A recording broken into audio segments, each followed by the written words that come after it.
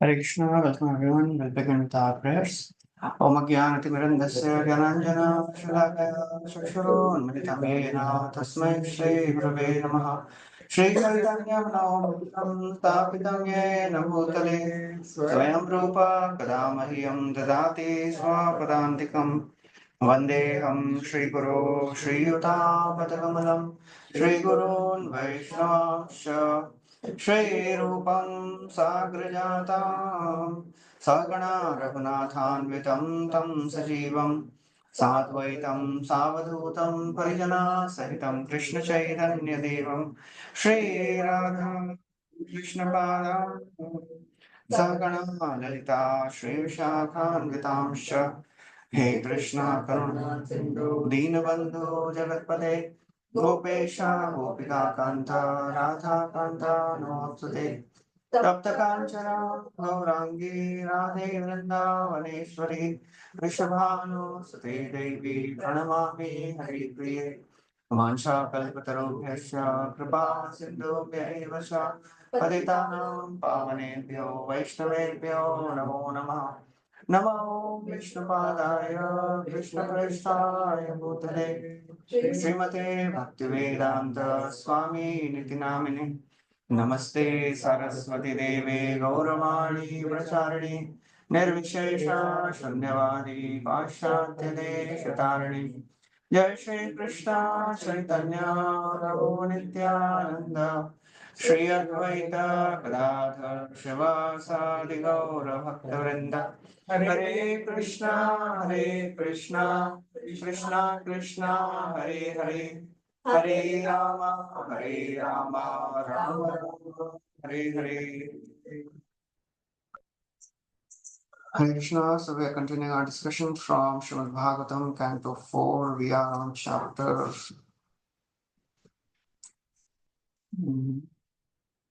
4, verse number 17. So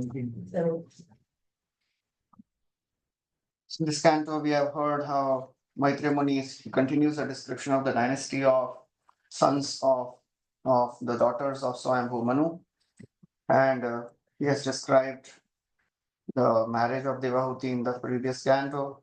He starts description of the daughters of Devahuti in this canto in the beginning, and then he describes about Akuti and then Prasuti. While describing Prasuti, he said Prasuti had 16 daughters.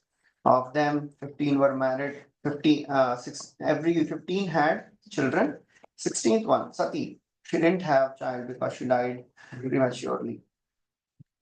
So Maitreya Muni, as he said this, Vidurji, he asked a question. Shiva, he is Charachar Guru and Daksha is Duhitra Vatsala. How is it that there was a argument and there was some clash between Daksha and Lord Shiva, resulted in Sati leaving her body? So then Maitreya Muni starts a description of what happened and how how Lord Shiva was insulted by Daksha, and then there was a long-standing dispute. Again, Lord Shiva was not invited by Daksha.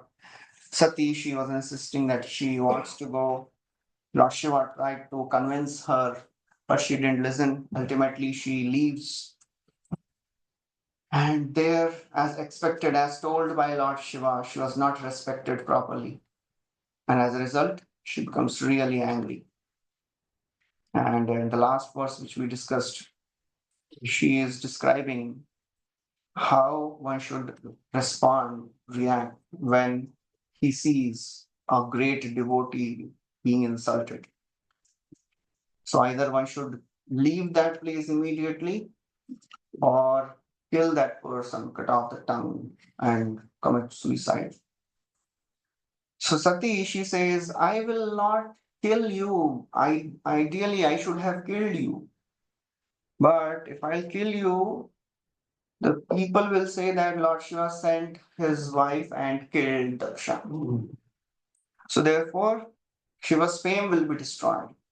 So what I'll do? She says in the next verse. We'll continue from 18th verse. Atastattavopana अतस्तवोत्पन्नमिदं कलेवरम् न धारयिष्ये श्रुतिकण्ठगर्हिणः शब्दस्य मोहाधिविशुद्धिमन्धसो जुगुप्सितस्योद्धरणं प्रचक्षते Therefore, I shall no longer bear this unworthy body, which has been received from you, who have blasphemed Lord Shiva. If someone has taken food which is poisonous, the best treatment is to vomit. Yeah. She is really angry and she says, what is the use of living? Because I have heard the blasphemy of Lord Shiva, and whenever Lord Shiva would call me Dakshayini, won't be able to bear that pain. So therefore, what I'll do, I'll commit suicide. I'll give up this body. So best course, if somebody has taken poison, the best course is to vomit. So she feels that her body is poisoned because she has heard the blasphemy of Lord Shiva. And the best course is give up the body. That is the only thing which she could understand, she could think of at that time. And as a result, what she does will be described. So Srila Prabhupada writes, since Sati was representation of the external potency of the Lord, it was in her power to vanquish many universes, including Daksha. But in order to save her husband from the charge that he employed his wife to kill Daksha, she decided to give up her body. So, saying this, she sits and okay. So, Vishwanath Chakravarti Thakur writes in the next verse, I'll give up my body, but because the ignorant of scriptures will blame it on Shiva, though he is faultless. Daksha previously said, I have given my daughter to a person who does not perform rituals. He is impure, he is proud, and violates the rules of conduct. So she replies to that statement in this 19th verse. न वेदवादाननुवर्तते मति स्वयेव लोके रमतो महामुने यथा गतिर्देव मनुष्ययो वृथा स्वयेव धर्मे न परम शिपेत् स्थितः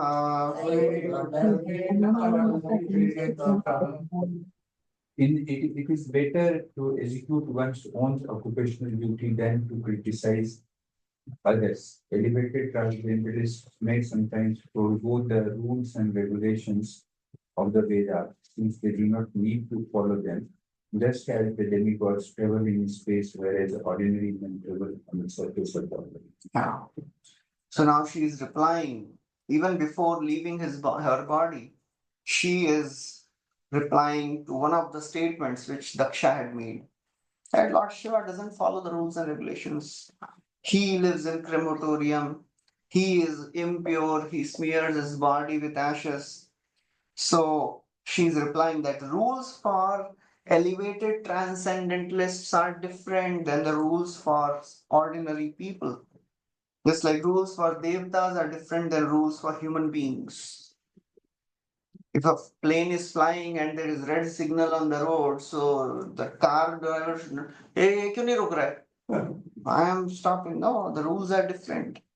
So therefore, Lord Shiva, although he is not observing the regular rules and regulations of the Vedas, but he is beyond all the rules and regulations. So Prabhupada writes, the behavior of most elevated transcendentalist and that of the most fallen conditioned soul appears to be the same. Apparently, both of them don't follow the rules. But the elevated transcendentalist, they don't need to follow the ordinary rules because they are already beyond all those rules and regulations. That means it does not mean they break the rules, but they are not supposed to follow the rules. Just like many times, wherever Gopal Krishna Maharaj he goes, he does Mangal Arati. Aarti karte hain. Yahan pe bhi. So he is not supposed to do all that. He is already doing Aarti. He's already absorbed. वो एक video पे महाराज की कितना viral हुआ था. But to such a standard, he is still doing it. So whether a elevated soul does it or doesn't do it, doesn't matter. So ordinary persons, if some senior devotee is not coming for Mangalarti and one person will just join, hey Prabhuji ne hai Mangalarti, मुझे क्यों बोल रहे हैं? No, they're not supposed to do it. So, Prabhupada writes, the elevated transcendentalist can surpass all the regulations of the Vedas. Just as demigods traveling in space surpass all the jungles and the rocks on the surface of the globe. Although a common man who has no ability to travel in space, he has to face all those impediments. It comes in the 10th canto after the description of Ras Leela. Parikshit Maharaj, he asks a question. How is it that the Supreme Lord Krishna, he has appeared in this world to establish principles of dharma, and he is behaving in a wrong way? Paradara Abhimarshanam, he is dancing with other men's wives. What is this? So Shukdev Goswami speaks 2, 3 very, very wonderful verses. Very, very powerful verses. Dharma Vyati, that is 10, 33, 29, 30, 31. These 3 verses are very, very important. 10, 33, 29, 30, and 31. So he says, Shukdev Goswami says, Dharma Vyatikramo Drashta Ishwaranam Jasahasam Tejiyasam Na Doshaye Vahne Sarvabhujo Yatha. Although apparently they may transgress the codes of morality, Dharma Vyatikrama, they are transgressing apparently, but they are very powerful. Ishwaranam Chasahasam. They are powerful controllers. So therefore, one should not find fault with powerful personalities. Tejiyasam na doshaye. You should never find fault because their apparent transgression will not harm their status. They will continue to be powerful. Just like the fire can burn everything, fire can evaporate, fire can destroy anything which is put in. Just like the sun evaporates anything. Even sun will evaporate water from stool and urine. Sun never gets contaminated. So Vahane Sarva Bhujo Yatha. So fire always remains pure. Similarly, these powerful personalities, they never get affected. And one should never ever blame them. And then he says in the next verse. So what will happen if somebody tries to imitate such great personalities? Also they will do and they'll get away with that. But what if ordinary people imitates them? Naitat samachare jatu, naitat samacharan. Please don't imitate great personalities. Manasapi, even mentally one should not imitate. Manasapi hi anishvara. Because he is not Ishvara, he is a very, small person. What will happen? Vinashyati. He will be destroyed out of foolishness. If ordinary person imitates behavior of great personalities, he'll be destroyed. Just like Yatha Rudro Abdhi Jam Visham. Just like Rudra, Lord Shiva drank poison. So if ordinary person thinks, Chalo, Shiv GPM, I will be leta hu usme. No, he'll be destroyed.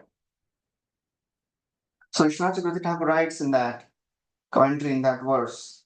The objection would be if the Devatas commit adharma, then others will follow the great personalities. देवता लोग गड़बड़ कर रहे हैं हम भी कर सकते हैं उसमें क्या है? The problem is the lowly living entities, they should not even think of imitating the Devatas. They will be destroyed. So then, in what circumstances should the rule that whatever great man does, common people follow?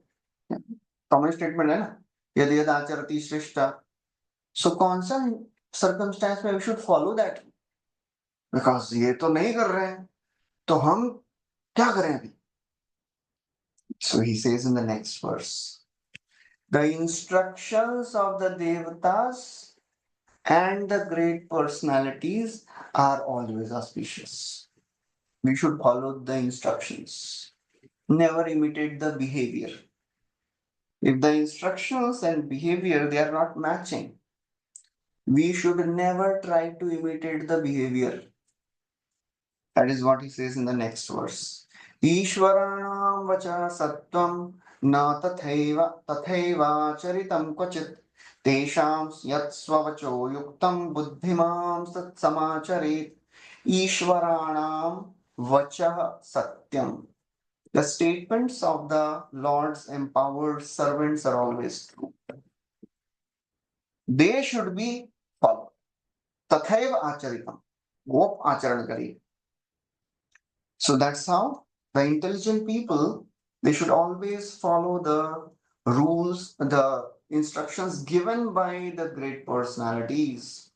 So if Lord Shiva is apparently not following the rules and regulations, so ordinary people should not say, "अरे ये नहीं कर रहे तो मैं क्यों करूं?" Follow the words of Lord Shiva. Srila Prabhupada writes, a common man must observe all the rules and regulations of the Vedas, which a person who is in transcendental position does not need to observe. So great devotees, they don't need to follow. So Daksha found fault that Lord Shiva is not observing rules and regulations. He is living in crematorium, not bathing properly. Oh, ये rules ordinary लोगों के लिए हैं. He is not affected. His purity is never affected by all these things. So we should not imitate Lord Shiva. Okay.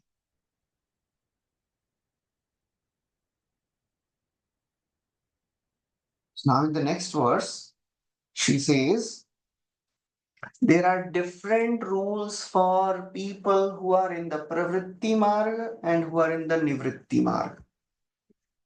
So she says, Shiva, he is not supposed to follow the path of pravritti because he is on the path of nivritti. He is following the nivritti marg. Why he should do all those things which you are doing? कर्म प्रवृत्तम च निवृत्तम अप्रितम वेदे विविच्यो भयलिंगमाश्रितम विरोधि तद्योग पदैककर्तरि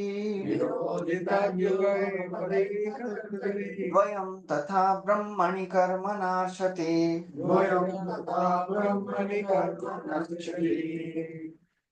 In the Vedas, there are directions for two kinds of activities. Activities for those who are attached to material enjoyments and activities for those who are materially detached. In consideration of these two kinds of activities, there are two kinds of people who have different symptoms. If one moves to see two kinds of activity in one person, that is contradictory. And both kinds of activities may be neglected by a person who is transcendentally situated. So Lord Shiva is transcendentally situated. He is not detached or attached. He is transcendental. He is not coming in purview of ordinary rules and regulations. So why he should follow all those normal regulations which you are thinking? So Srila Prabhupada writes how the Vedas are designed so that the conditioned souls who have come to enjoy can ultimately become detached. All the rules and regulations, they are ultimately to make one detached from the material enjoyment. Dharma, artha, kama, moksha. Moksha is the ultimate goal. And then Prabhupada writes how there are four social orders, and ultimately they should come to the transcendental platform.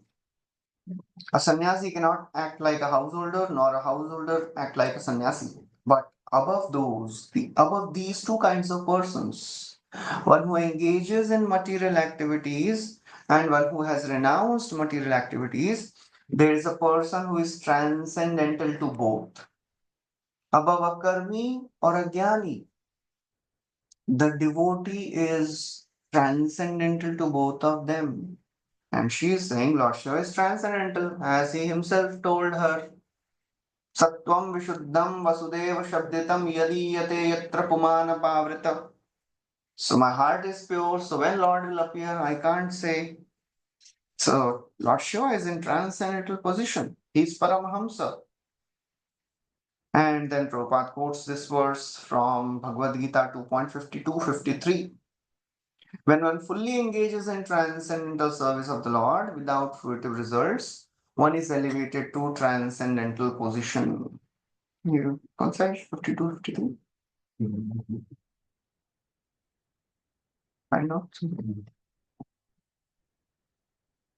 54 पे तो ये है question पूछते हैं question है स्थित प्रज्ञस्य का भाषा समास 52-53 क्यों when one fully engages in transcendental service one is elevated to transcendental position at that time he has no obligation to follow the rules यदा ते मोह कलिलं बुद्धिर्व्यतितरिष्यति तदा गन्तासि निर्वेदं श्रोतव्यस्य श्रुतस्य च श्रुति विप्रतिपन्नाति okay ठीक so such a person is established in samadhi, buddhi yoga, he is the pragya. So Chakravarti Thakur also writes, if a person is attached, then one is qualified for fire sacrifice. Karmis, they are supposed to do karma yoga, fire sacrifice. And if one is detached, the jnanis, they are qualified to control the senses. For one person to perform both actions is contradictory. Either one can be attached or detached. But a person situated in Brahman does not perform any of the actions. He's only situated in worshipping Krishna. So as Daksha is hearing all this, Daksha was thinking, well, although his daughter is chaste and adherent to her husband, she was living in a house of a lowly beggar, devoid of all the opulence. That's what he was thinking. So Sati, understanding this thought, she speaks the next verse. माव पदव्य पितरस्वदास्थिता या यज्ञशाला सुनधूमवर्त्मभिः तदन्न तृप्तैरसुभृद्भिरीडिता अव्यक्तलिङ्गा अवधूत सेविता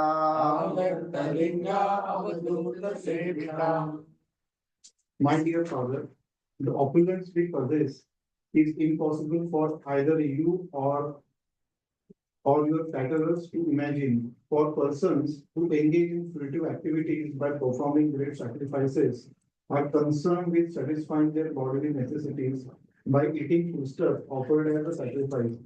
We can exhibit our opulences simply by desiring to do so. This can be achieved only by great personalities who are renowned self-realized souls. So he is thinking that, oh, he's a beggar. He has no opulence. So she's saying, you know what opulence we have? We have opulence of devotion. So that opulence which we have is avyaktalinga. It is unattainable by ordinary people in this world. Those who are attached to dhuma vritti. Dhuma vritti means those who are dhuma vartmavi, those who are attached to all the karma kandi rituals, they will never have this opulence. The opulence which we have. And our powers can be achieved only by those who are avadhuta sevita. Those who are self-realized souls. Vishwanath Chakravarti Thakur writes that self-realized souls means, she says, our powers are unavailable by these methods of karma kandi rituals. They are possessed only by Sanak, Sanatan, and all Narad Muni and all those self-realized souls. And oh my father, she says, she's rebuking her father. Chakravarti Thakur writes. So Daksha, he is thinking, well, you are living in the house of a beggar. And you are a ocean of good quality and you are crest jewel of purity. You should not tolerate Shiva's bad behavior. Yeah, he is a very bad in his behavior. He is impure, he doesn't know how to talk also, how to dress. So she is rebuking her father. She says, "Oh father, I have taken shelter of Siddhi's power, renunciation, knowledge, and prema, which gives happiness. These you do not possess, and you will not attain these in million births. You don't have this, you will not achieve this." He says, "Why do you say that? I also have powers." She says, "Such powers cannot be attained in sacrificial ceremonies. By doing yajna, you will not attain this power of prema. They are not praised by filling the belly like a crow or by following the path of karma. Dhooma varatmabhi." So these powers, they are attainable only by the great personality. That is a devotion.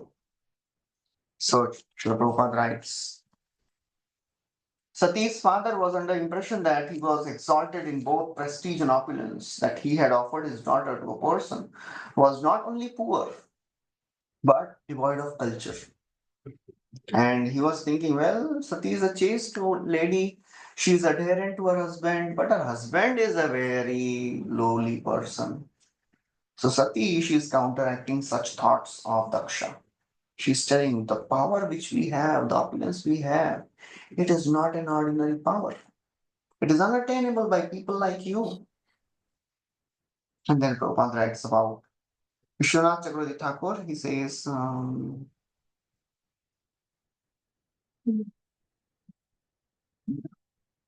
Vishwanath Chakravarti Thakur has described the ritualistic ceremonies, ritualistic performers to be like crows, because crows delight in eating the remnants of food which has been thrown in the dustbin. All the Brahmanas who were present for sacrifice were also condemned by Sati. So she is condemning everyone. She is telling all of you are like crows. You are just eating the remnants of food which is there in the Yajna ceremony. What do you know about the opulence of devotion which we have? Whether or not King Daksha and his followers could understand the position of Lord Shiva, Sati wanted to impress upon her father that he should not think her husband to be without opulence. And then he says, after a few lines, Prabhupada writes, Lord Shiva's worshippers sometimes appear more opulent than the worshippers of Lord Vishnu, because Durga, she is the superintendent of material affairs. She can offer all material opulences to worshippers of Lord Shiva in order to glorify her husband. Whereas the worshippers of Vishnu are meant for spiritual elevation, and therefore their material opulence is sometimes found to decrease. So, speaking like this, she continues. So, that is the opulence of a devotee. What was the opulence of Ambarish Maharaj? Ambarish Maharaj had Sudarshan with him. As Durvasa created the demon, Ambarish was just standing.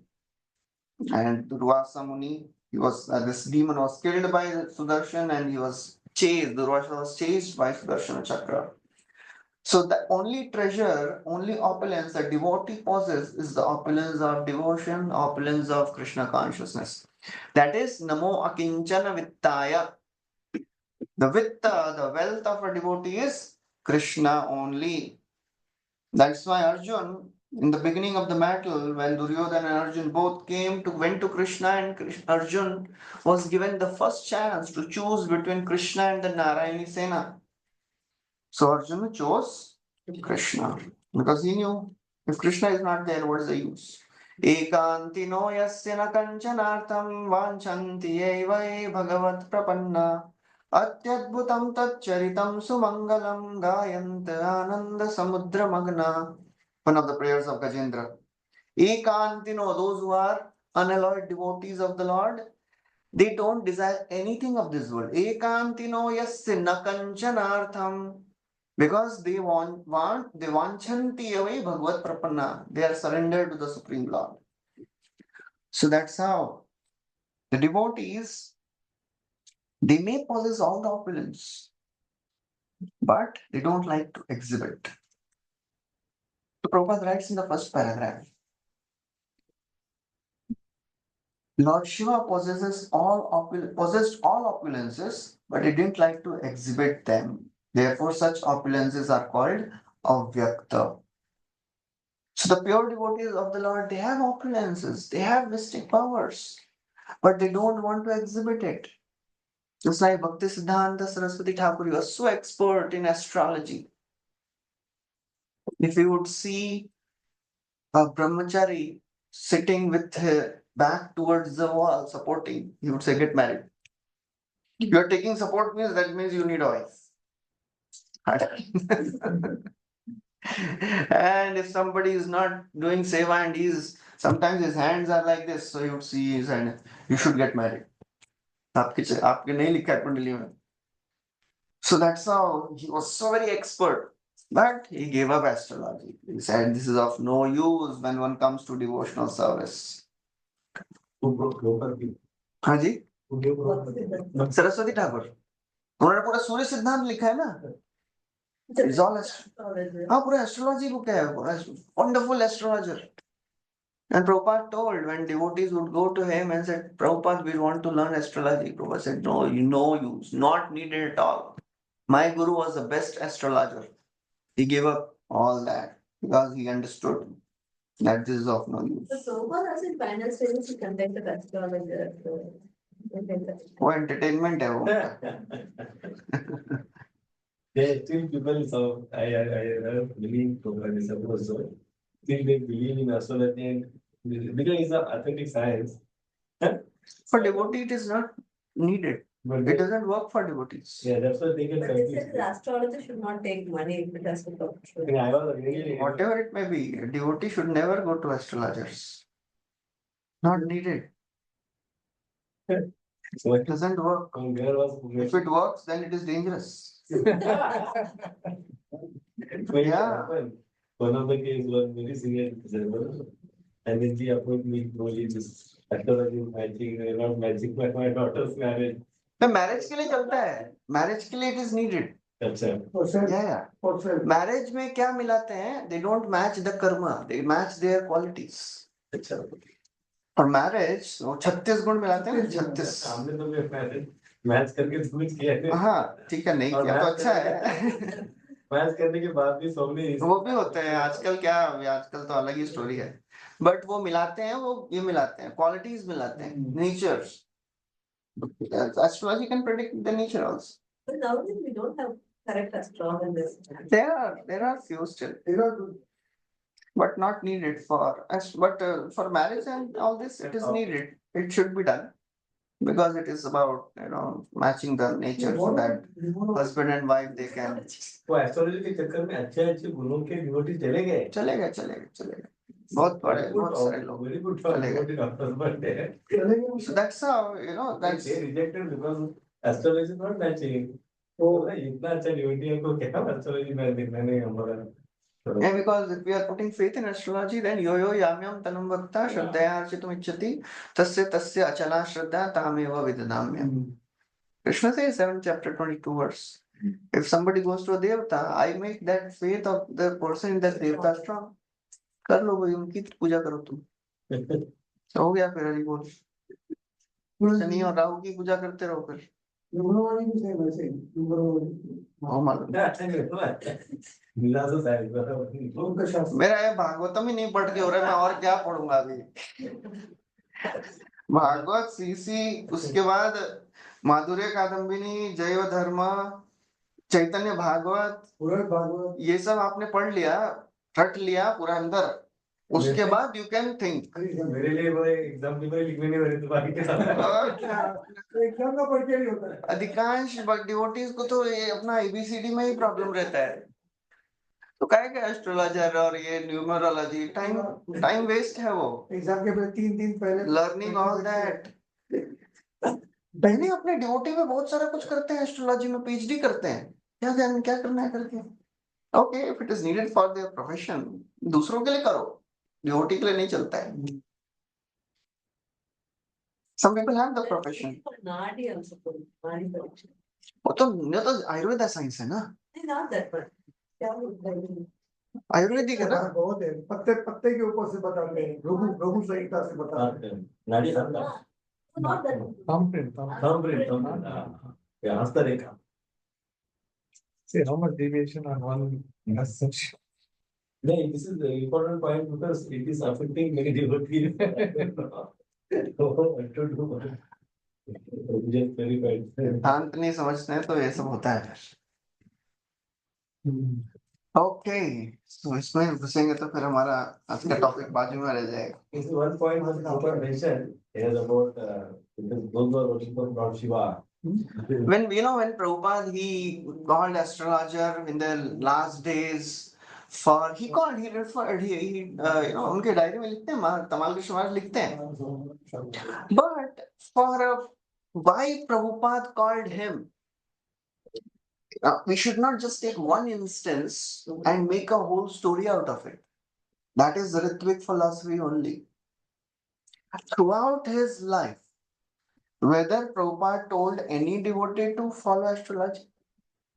So why just take one instance and just make a whole story out of it? कि प्रभुपाद ने क्यों किया, किस परिस्थिति में किया, what was the need? That Prabhupada must be knowing. Why we should contemplate on what Prabhupada did. Why Prabhupada called astrologer? क्या जीवन में कभी नहीं बोला किसी को कि भैया आप एस्ट्रोलॉजी करो, कभी नहीं बोले किसी को. सो भी जीवन में जो बोले वो नहीं सुनेंगे हम लोग. अंत में बुलाया ना प्रभुपाद ने एक एस्ट्रोलॉजर को, because we want to hear that only. That is selective hearing. बस उतना ही सुनना है हमको. कुछ जीवन भर जो किया वो नहीं सुनेंगे. तो प्रभुपाद ने नहीं बोला, ऐसे किसी ने जीवन भर प्रभुपाद ने एक बार 7 अप पिया. Yes. And after that he went to another temple and devotees brought 7 up. Prabhupada आपने 7 अप पिया है. यार प्रभुपाद ने रात भर उठ के ये कमेंट्री लिखा है that nobody is imitating. वो डिफिकल्ट है ना, सिंपल वाला इमिटेट करने में क्या था. दैट इज नैतत् समाचरे जातु. यही श्लोक बोलिए उन लोगों को जो बोलते हैं एस्ट्रोलॉजी. ईश्वराणाम वचः सत्यम न तथैव आचरितम. If the instructions and the behavior are not matching, what to follow? Instructions. Never imitate the behavior. They will do and get away with that. उनकी श्रद्धा में कुछ फर्क नहीं पड़ने वाला है. They are pure souls. हमारे जैसे साधक जो अभी अभी भक्ति करना शुरू किए हैं, फिर एस्ट्रोलॉजी में पढ़ गए तो then हो गया the ends. Faith is divided. Very difficult to repair. In the last point, in the same topic, Lakshmi and Durga Devi is saying this, Parvati is saying that because those who worship my husband, I do them well. ये इसमें नहीं है, इसमें 21 के ये last purport है, purport में लिख रहा है प्रभुपाद. report नहीं होगा. हाँ. So he's saying that those who worship my husband, I do them well. So she's the Devi of the Yes. creation. So sometimes people. No, she is not saying. Prabhupada is writing in the purport that she gives. Hey, Vishnu Chakravarti, I the purport में she is rebuking her father. These words of Lord Shiva only. She rebukes her father with these words. Next, the purport of the Vishnu Chakravarti purport. 34.4. क्या बोलते हैं? I have taken power of siddhi, renunciation, I have taken shelter. ठीक है, इसमें नहीं लिखते हैं ना, इसमें कहाँ लिख रहे हैं कि she gives the wealth. No, what she is saying here, since you are the ocean of good, the mother is saying you are the ocean of good qualities, and then she says किधर? I have taken shelter of cities, power, and gap हुआ किधर है? इधर Prabhupada is writing है. वही बोल रहा हूँ, Prabhupada is writing in the purport that Durga gives because she wants to glorify her husband.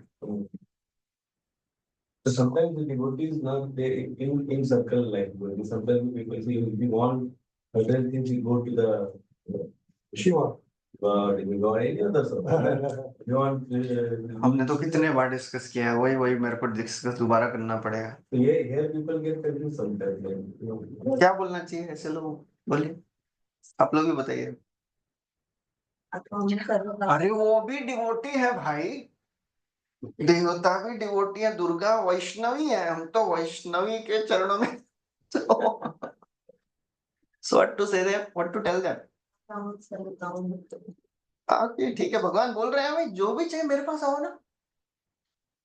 Where anywhere Krishna has said for this my devotee should go to devta. No, no, never say. In reality, I will give you whatever you want. प्रभु जी को लेके जाइए. Unless you dare to mom, ये जना परिपाटी, ईशा मित्या मित्या, योगक्षम भाव. So if Krishna has said this, then we will do this. Otherwise, if somebody is going to devatas, then they are dividing their faith, because एक बार देवताओं से मिल गया और देवताओं से प्रम हिमालय लोके सिद्धि भौतिक कर्म जल्दी मिल जाता है, तो नेक्स्ट टाइम प्रॉब्लम आएगा तो मैं किसके पास जाऊंगा? मैं देवता के पास ही जाऊंगा ना, मैं कृष्ण के पास क्यों जाऊंगा? I will not take shelter of Krishna. They are mixed devotees, those who are going to the nonsense. Mixed नहीं है वो, उनकी श्रद्धा डिवाइड हो गई. That means mixed impurity. Pure है वो, हाँ मतलब ठीक है, मिक्स बोल सकते हैं. They are going everywhere. But ISKCON devotees will not go because Prabhupada time and again has emphasized. You can't say anything. Generalize. General. आजकल कुछ भी हो सकता है. That's why it is very important for the devotees to know the philosophy.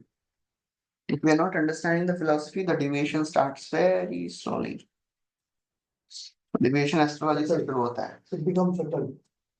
So then They drop होते हैं. बड़े बड़े लोग छोड़ के गए ISKCON को.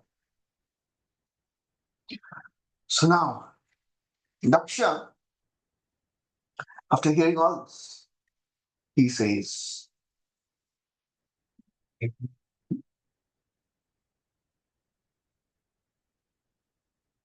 it is my misfortune that I, with the greatest wealth and good conduct, have a daughter who is living with a lowly beggar. So she rebukes him that, oh, you don't know what is our power. Our power is not perceived by, our opulence is not perceived by people like you. He says, "Arey." So now after speaking all this, she is now criticizing her own body, because her body is also given by Daksha. Naitena dehena hare kritagaso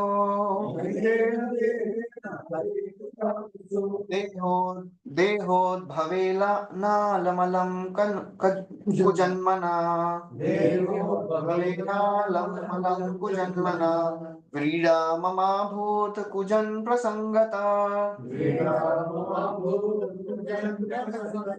तज्जन्मधिक्यो महतामवत्यकृत्. You are an offender at the lotus feet of Lord Shiva. And unfortunately, I have a body produced from yours. I am very much ashamed of our bodily relationship. And I condemn myself because my body is contaminated by a relationship with a person who is an offender at the lotus feet of the personality. Yeah. Bhik janma, my body, it is all condemned. Because you are offender, Kritagasa, you have committed offense to Hare. Hare is Lord Shiva. And my body is given by you. So therefore it is Kujanmana. It is condemned birth. So I don't want to live in this body. I condemn myself because my body is contaminated. Kujan Prasangata, I have a relation with a sinful person. So Lord Shiva is the greatest of the devotee. Vaishnavanam Yatha Shambhu and Sati, she is describing. Lord Shiva is transcendental. He is the greatest devotee, and Sati's behavior is exemplary because nobody should tolerate the offense unto a great devotee. So, speaking like this, she continues. She says, you know what will happen after this? If I'll go to Lord Shiva, she'll call me Dakshayini. And I will not be able to tolerate that. Gotram Twadiyam Bhagavan Vrishadvajo Dakshai Nityaha Yada Sudurmana व्यपेत नर्म स्मितमाशु तदाहम् व्यपेतनर्मास्मितमाशु तदाहम् व्युत्रक्ष्य एतत् कुणपं त्वदङ्गजम् हृदयेतत्कुणपस्फुरङ्गजम्. Because of our family relationship, when Lord Shiva addresses me as Dakshayani, I at once become yours. And my jolliness and my smile at once disappear. I feel very much sorry that my body, which is just like a bag and been produced by you, I shall therefore be happy. So whenever I am addressed Dakshayani, so I become very sad because I remember the offense you have committed unto my husband, unto Lord Shiva. So this body, it is just like a bag which is produced by you. So she is saying basically I have only earned embarrassment because my body is useless, it comes from you, and I am greatly embarrassed because of this connection. I am totally depressed even if somebody reminds of my connection with you, and therefore I'll give up my body. So, speaking like this, Sati, she decided to give up her body. So, Maitreya Muni, he continues now. Translation, somebody can. Maitreya the sage told Vidura, O narrator of news, while thus speaking to her father in the arena of sacrifice, Sati sat down on the ground and faced north. Dressed in saffron garments, she sanctified herself with water and closed her eyes to absorb herself in the process of mystic yoga. So, interesting is she dresses herself in saffron as she's quitting her body. So Prabhupada writes that's how if somebody has to give up material attachments, the saffron is the color. It is said that when a man desires to quit his body, he dresses in saffron garments. It appears that Sati changed her dress. She wanted to quit her body. So Daksha, Prabhupada writes, Daksha was Sati's father. So instead of killing Daksha, she decided that it would be better to destroy the part of his body which was hers. So that's how saffron is the dress of renunciation. It is when somebody develops a desire to give up the material body, that is the color. So was she committing suicide by this? Will we call this suicide? It's a yogic process of This is not suicide. She followed a yogic process to give up her body. She sat in meditation and decided to transfer her soul to another body. So it is not the suicide which we see in today's age. So Prabhupada writes what she did. So perfection of yoga is that one can give up the body and release oneself from the embodiment. That is a yogic process. The yogis can give up their body anytime and go to the next destination as they like. So that's a yogic path. So Prabhupada writes about that yogic path, and then Prabhupada writes the real yoga process accepts the transmigration of soul from one planet to another or one body to another. So it appears that it appears from this incident that Sati wanted to transfer her soul to another body. So now, what she did, she sat in a yogic posture, very perfect yogic meditation, the process of leaving the body and transferring to the next body, that is followed by Sati. Translation, next source. First of all, she sat in the required sitting posture, and then she carried the life well upwards and placed it in the position of equilibrium near the navel. Then she raised her life well, mixed with intelligence to the heart, and then gradually towards the pulmonary passage, and from there to between the eyes. So she is following the Shad Chakra, the path of leaving the body through raising the life air from the lowermost chakra to the highest chakra and ultimately going to the next destination. So Prabhupada in the purport, he describes that path which is followed by the yogis. And then in the later part of the purport, Prabhupada writes, any transcendental process of spiritual realization automatically automatically helps one to keep the body fit, for it is the spirit soul that keeps the body fresh. As soon as spirit soul is out of the body, material body decomposes. Any spiritual path keeps the body fit without separate endeavor. But if one takes it as the ultimate aim, that is what is happening in today's day and age. All the yoga is just to keep the body fit. And then Prabhupada writes, what is the best yoga? That is Bhakti yoga. It directly elevates the soul to the spiritual planets. Next verse, translation. Thus, in order to give up her body, which had been so respectfully and affectionately seated on the lap of Lord Shiva, who is worshipped by great sages and saints, Sati, due to anger towards her father, began to meditate on the fairy air within the body.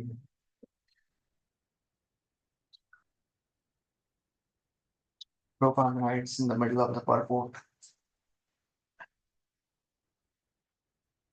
It is instructed, therefore, in the Vedic literature that one should always be free from association of atheists and try to associate with devotees. For by association with the devotees, one is elevated to the platform of self realization.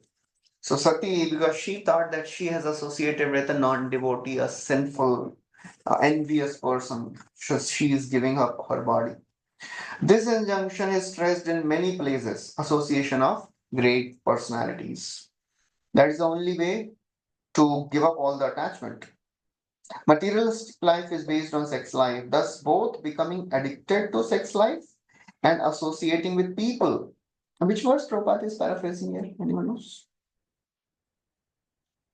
Association with Vishay or Vishayi. एक श्लोक आता है, बहुत अच्छा ऐसा श्लोक है, हरि भक्ति सुधोदय में Prabhupada has quoted it many times. निष्किंचनस्य Bhagavad भजनोन्मुखस्य पारं परं जिगिमशोर्भवसागरस्य संदर्शनं विषयिणाम् अथ योषितां च. Sandarshanam, association with Vishaya and Vishayi. That is deadlier than being in a pit full of snakes. So that is what is described by Prabhupada here. Okay, so now Prabhupada writes how she gave up her body and then in the next life she appeared as a daughter of Himalaya and Maina and Himalaya as Parvati, and she again became wife of Lord Shiva. Next verse, translation. He continued all her meditation on the filling lotus feet of her husband, Lord Shiva, who is the supreme spiritual master of all the world. Thus she became completely cleansed of all kinds of sin and put her body in a blazing fire by meditation on the fiery elements.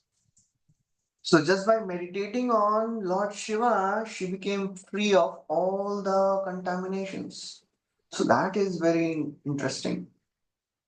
By meditation on the pure devotee, one gets purified. So either one meditates on the Lord at the time of death, or one meditates on the pure devotee of the Lord. The result is the same. So Prabhupada writes in the purport that in the middle of the purport, it is stated in this verse that by such meditation she became free of all the contamination. What was the contamination she had?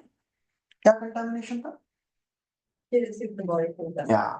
So she was thinking that I have received this body from Daksha, so it is a contaminated body.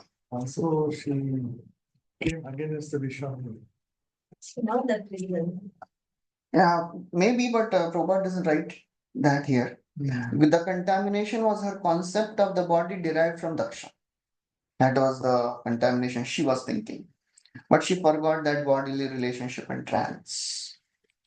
So the purport is that when one becomes free of all the bodily relations within this world and places himself as servant of the Lord, it is to be understood that all the contaminations has been burned in the blazing fire of transcendental ecstasy. As third canto Kapila says, Jarayati Ashu Yakosham Nigirnam Analo Yatha. Just like the fire burns the firewood completely, Similarly, the practice of devotional service burns away our subtle body. That is the ultimate goal of practicing Krishna consciousness. Our subtle body should be burnt, purified of all the contaminations. So Srila Prabhupada in this purport he compares Sati immolating herself with sadhaka burning his material desires. So the process is the same. Sati also meditated on Lord Shiva and she got purified. And when the sadhaka meditates on the form of the Lord, on the practice of devotional service, he also gets purified. That is the most powerful path of purification. Yat kirtanam, yat smaranam, yad ikshanam, yad vandanam, yat shravanam, yad arhanam, lokasya sadyo vidhunoti kalmasham, tasmai subhadra shravase namo namaha. Lokasya sadyo vidhunoti kalmasha, all the contaminations, they are purified by kirtana, smarana, ikshana, vandana, smarana, arahana. Anything you do with the Lord, the 9 stages of devotion, one gets purified. So Prabhupada writes about that. How a devotee becomes immediately free from material contamination by the blazing fire of ecstasy. Prabhupada quotes this verse 2:4:15. Yat kirtanam, yat smaranam, yad ikshanam, that verse. And then in the next paragraph, Prabhupada writes, according to Sri Jiva Goswami, that Sati quit her body means she gave up her relationship with Daksha. Chakravarti Thakur comments that since Sati is the superintendent deity of external potency, when she quit her body, she did not get a material spiritual body. She just she was transferred from the body she had received from Daksha. So Prabhupada writes about Menaka. यहाँ पे मेनका लिखते हैं. Okay, ठीक है. मैना है ना? It will come in the next paragraph. I think it will come. She gets the body. She again takes birth, and I think next chapter के end में.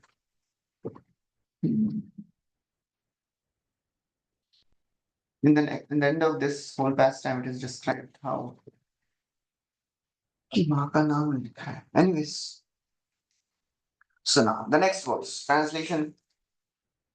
In the same particular verse 9, proper mention that those who don't listen to the higher authority, they will also have like the very extremely important careful to his point like respect to the higher authorities.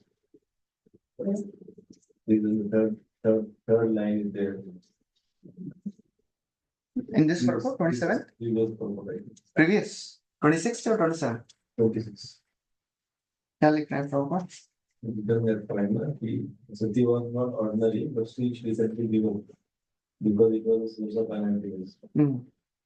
And what lesson we can learn from this is a severe example set by Sati is to be followed. One should be extremely careful about associating the persons who are not respectful to the hierarchy. Yes. If somebody is not showing respect to the great devotees or authorities or even Vaishnavas, anybody is, if he's insulting a Vaishnava and if we are associating with that person, then we will also get affected. So, you mean to say Sati giving a body is accepted? Yes. She did the right thing. Because she was thinking that okay, I am associated with Lord Shiva, She was feeling that with Daksha. he associated with Daksha because Daksha. he is an offender of Vaishnava, Yeah. so I don't want to keep this body. So she was right because before that she said ना कर्णो पिधाय निरया निर्कल्प ईशे ऐसा सब बोल के फिर बोल रहे हैं I should either one should give up her body, give up his body or leave the place. But she says if I kill you, then people will blame Lord Shiva. So what I'll do, I'll give up my body. That is the bona fide, way given in scriptures. Yes, Bruce. The Sati Pratha started from this incident or? No, that's the thing. नहीं same है सती प्रथा Not by just. सती का नाम same होगा, but पहले सती प्रथा was So that when was the husband left the body, then the wife has to because enter. of the That was different. वो सती का नाम सेम रख दिया होगा, but the name, the process is the wife, she feels such intense separation from husband that she thinks better to die because I can't live. Later it was forced, then it became a problem. Earlier it was voluntary. I don't want to live. That was attachment wife had for husband. That was the case. Okay, so now after Sati, she leaves her body. What happened? Next verse. Translation 28. When Sati annihilated her body in anger, there was a tumultuous roar all over the universe.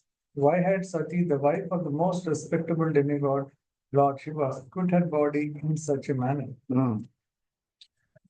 So Prabhupada writes, this was certainly very astonishing because one cannot attain complete satisfaction even if one is situated in greatest material opulence.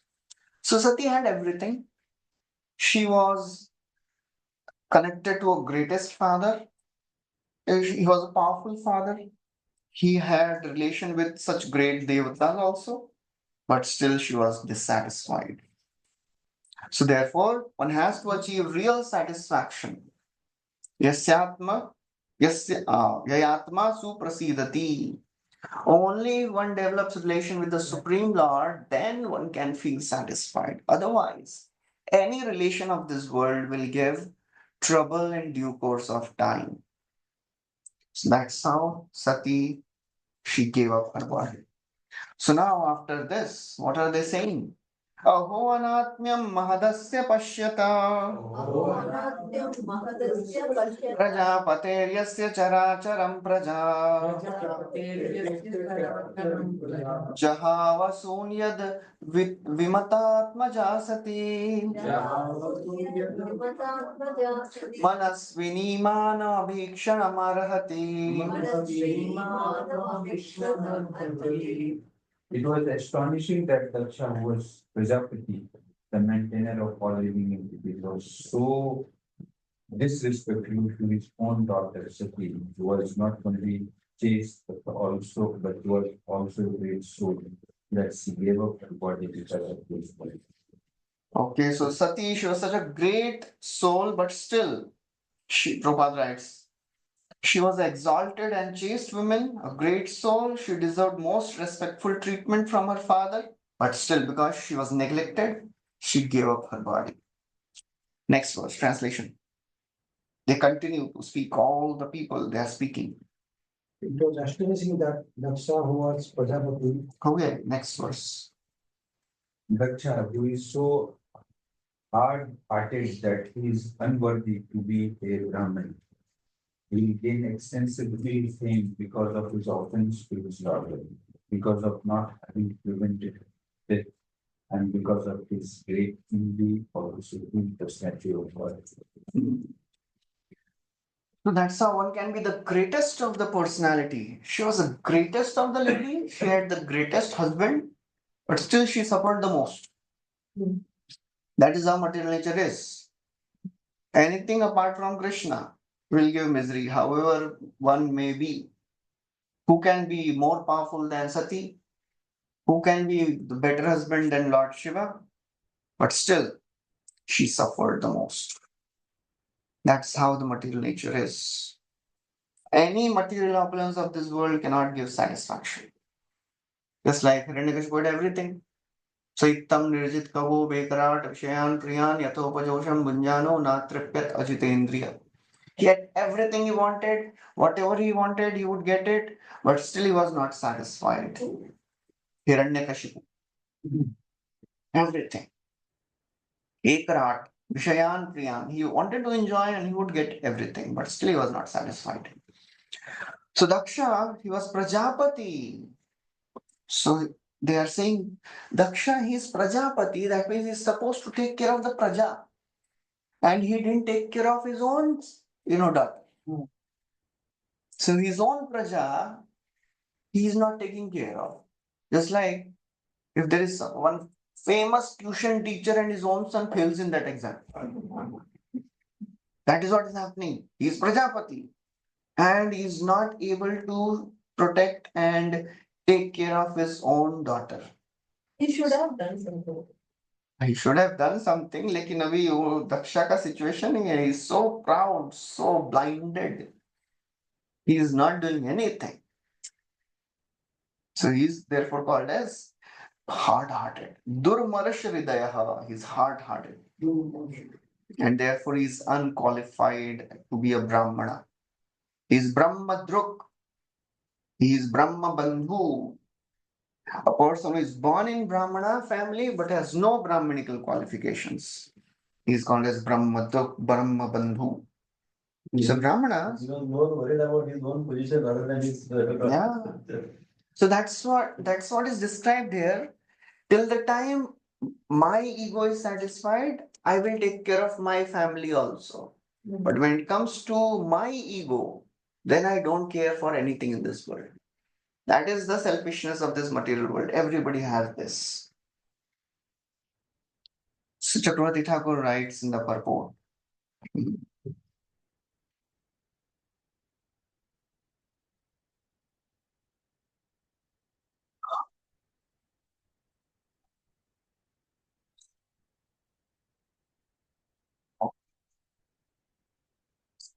First purport. In this verse, Srila Prabhupada writes, Daksha means expert. And he was given this name because of his ability to beget many hundreds and thousands of children.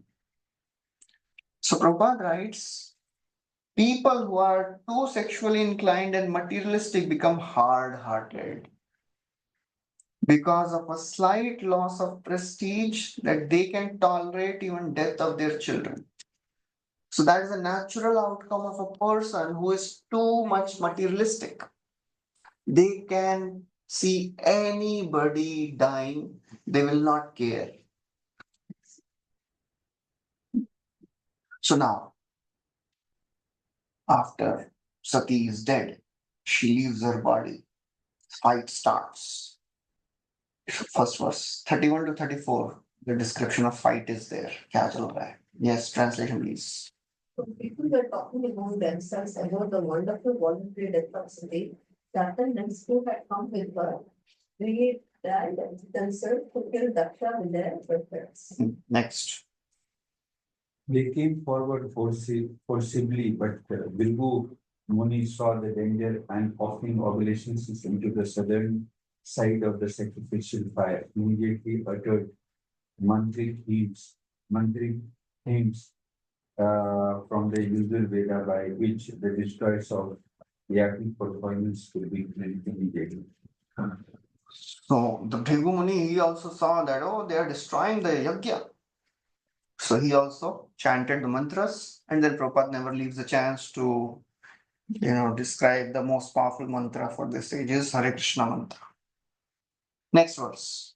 When Bhrigu Muni offered oblations in the fire, immediately many thousands of demigods named Bhrigus became manifested. All of them were powerful, having history flowing from Soma, the moon. Next. In the Raghu, demigods attacked the ghosts and workers with the half-born fuel on the edge of fire. All these attendants of Sati fled in different directions and disappeared. This was possible simply because of Brahma Tejas, Brahmanical power. So Brahma Tej is so powerful that simply by desiring and by chanting mantras, they could accomplish wonderful effects. So that is the power of the chanting of mantras shown by Brahmanas. So we know the story. Huh? Ghosts and Ghosts, some ghost species, associates of कुछ तो वैसे ही है. They are all the lowly species. So we know the story of Kashyap नहीं, क्या बोलते हैं अपने विश्वामित्र, उनका नाम क्या था पहले?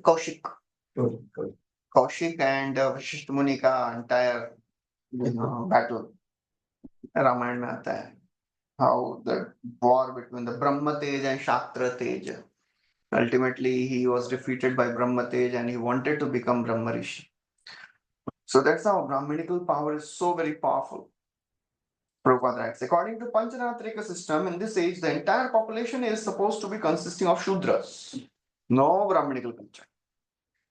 But if anyone displays signs of understanding Krishna consciousness, he should be accepted as a Brahmana and he should be given facility to achieve the highest perfection.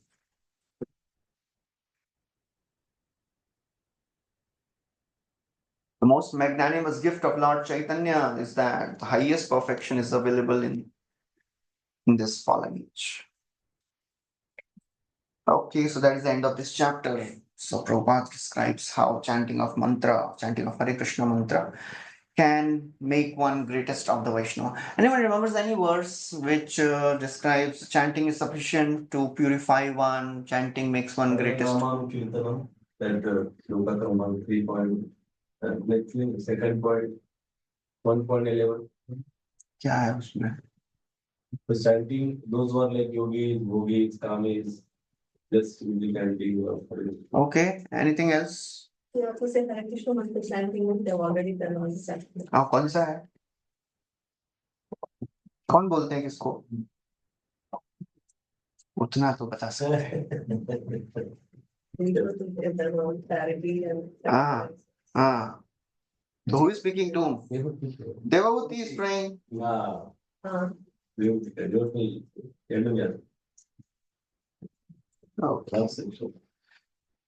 no, just give me a few minutes. I just want to talk to one devotee. He's calling again and again. I will see. We'll just helps.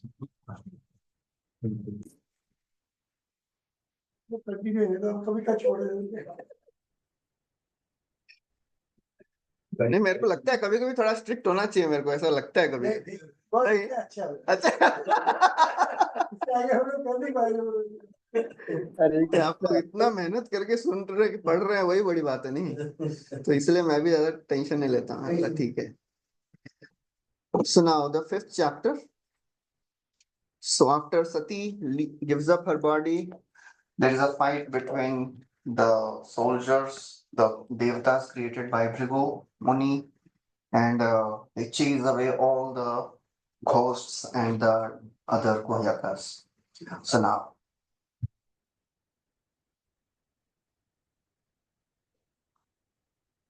so the fifth chapter, frustration of the sacrifice of Daksha. So Maitreya Muni, he is continuing the discussion. Translation. Maitreya said when Lord Shiva heard from Narada and Sati, his wife has now dead because of Prajapati Daksha's insult to her, that these soldiers have been driven away by three good gods. He became very angry. Yeah. So Lord Shiva hears the news, and who gives him the news? Narad Muni. Narad Muni does a thankless task. He is. So what is the result? Informing Narada Muni to Lord Shiva? मतलब नारद मुनि वो उसमें वही उनकी सेवा लगता है, वही है कि इंफॉर्मेशन इधर से उधर देना है। She knows how to expedite the whole pastime. नहीं देंगे तो फिर कैसे होगा आगे? He's a catalyst. Very catalyst. So Srila Prabhupada writes, Lord Shiva could understand that Sati understood that Sati could present the case of Lord Shiva's purity of purpose and would thus be able to mitigate the misunderstanding between Daksha and himself. So Lord Shiva was thinking like this, maybe the misunderstanding may be mitigated, but no. It didn't happen, and Sati was insulted by Daksha, and she could have killed her father, but she didn't do it because of she was thinking, oh Lord Shiva will be, blamed.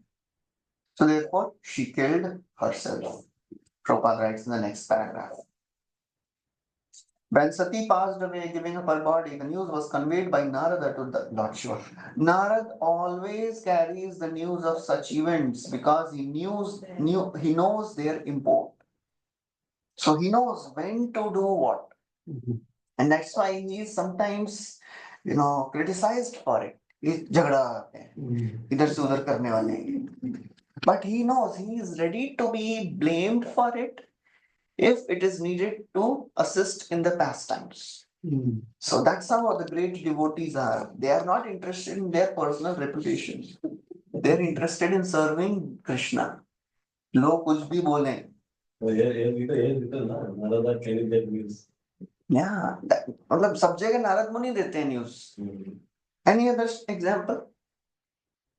Comes को भी जाके बोले lotus है, देखो इसमें पहला वाला कौन सा है, लास्ट वाला कौन सा है, बताओ. Any other example? Anyone remembers? Narad मुनि जाके न्यूज दिए. Even Hiranyakashipu's wife was saved by Narad. वो तो प्रोटेक्शन था. हाँ, न्यूज नहीं दिए, न्यूज ध्रुव महाराज के केस हाँ जी. ध्रुव महाराज के केस में उनके फादर से जाके वो न्यूज नहीं है ना, वो तो जाके मिलते हैं उनसे. मुझे भी कुछ याद नहीं आ रहा है. Can anyone remembers? अरे हाँ, ये तो क्लासिक है. हरिश्वर शर्वस्वस को ब्रह्मचारी बना के न्यूज देते हैं. He goes to Daksha. News दे के आते हैं, चलो. नहीं, actually they doesn't, he simply doesn't want to have news. He actually. Why he goes? To make them become brahmachari. No. No. He wanted After to he makes them brahmachari, why he goes to Daksha? He wanted to. Now he will give all this material thing and take to the He spiritual. was thinking Compassion. this entire family of Swayambhu Manu is delivered by me. स्वयंभू मनु हो गए, प्रियव्रत, उत्तानपाद, फिर उत्तानपाद का बेटा Dhruva, then Dhruva की line में आ रहे हैं ना प्रचेतास, उसके पहले प्राचीन बरही, प्रचेता. Everybody has become liberated. ये Daksha is still in household life. Now it is the right time. He is suffering because of the pain, because I have made his sons brahmachari. This is the right time because दुख में spiritual knowledge समझता है कौन. So and he knew that he may be insulted, but still no problem, चलेगा. Okay. This is the same Daksha. probably. Same Daksha. नहीं, ये वाला Daksha नहीं. तो बाद वाले Daksha. ये दक्षा तो. ये Daksha का तो he left his body ना. नहीं, इसको Goat head मिल गया, but then he left his body Okay, so this is. because son of Pracheta. he was to be in the society of devatas and moving with a goat head. It was humiliating. That was to Daksha. Goat head जा रहा है, गोट head. जैसे बोलते हैं ना, एक आंख है, एक कान है वो, है ना. तो देवता लोग ऐसे बोलते नहीं होंगे, लेकिन मन में तो गोट हेड है. So This is different Daksha that is delivered. yes. So he gave up his body again. He took birth from Prachetas and Marisha. So that is same soul. हाँ, same soul ना, soul same है, body change हुआ है Daksha. So same carries the same Impressions, because he offended Lord Shiva now. So he's carrying. Although he asked forgiveness from Lord Shiva after getting the goat head, but still he didn't ask completely, wholeheartedly, genuinely. So again he offended Narad Muni. Classical case है Daksha. Any other examples? Okay, ठीक है, we'll go next. He goes and tells Lalita and he asks Lalita to speak with Krishna and goes and then Radha. अच्छा, वो तो esoteric pastime में हो गया. अच्छा, ऐसा भी होता है क्या? अच्छा. रुक्मिणी देखो को भी बताया ना हमने कृष्ण के बारे में. नहीं, ऐसे झगड़ा लगाने वाली बात, इधर से उधर से इधर वाली बात. कैंटो में बहुत सारे इंसिडेंट है ऐसा. बता रहे हैं उधर वे प्रिंस के पास भी जाते हैं वो सब. किसके पास? प्रिंस के पास. क्वींस के पास जाते हैं. वो रुक्मिणी सत्यभामा का भी वो है. हाँ, वो बोलते हैं, अरे मालूम है कृष्ण ने क्या किया, वो सत्यभामा के लिए पारिजात का फूल लेके आया, तो पारिजात का पेड़ लेके. नहीं, रुक्मिणी के पास जाते हैं. रुक्मिणी उनके लिए पारिजात फ्लावर लाते हैं, तो he goes to Satyabhama. She wants it. Okay, चलो आगे चलेंगे. So now Lord Shiva is really angry. Next was translation. That's Lord Shiva being extremely angry, pressed his lips with his teeth and immediately snatched from his head a strand of hair which blazed like a spear of fire. He stood up at once, laughing like a madman, and dashed the hair to the ground. Next. Fearful black demon as high as the sky, and as bright as three suns combined was thereby created. Speak very fearful, and the heads on his head, and burning fire. He had thousands of arms, equipped with various weapons. He was garlanded with heads of men. Hmm. Next. When the gigantic demon asked with folded hands, what should I do, my lord? Lord Shiva, who is known as Bhutana, directly ordered, because you are born from a body, you are the chief of all masters. Therefore, kill Daksha and his soldiers at the sacrifice.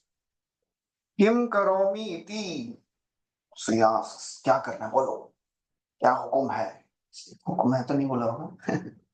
किम करोमि इति गणतामाह. So he asked. So Lord Shiva gave his orders. You are my associate, you have all of my powers. So Prabhupada writes, here is the beginning of competition between Brahma Tej and Shiva Tej. So Brahma Tej was by Bhrigu Muni and Shiva Tej is now by Lord Shiva. He is creating this Veerbhadra.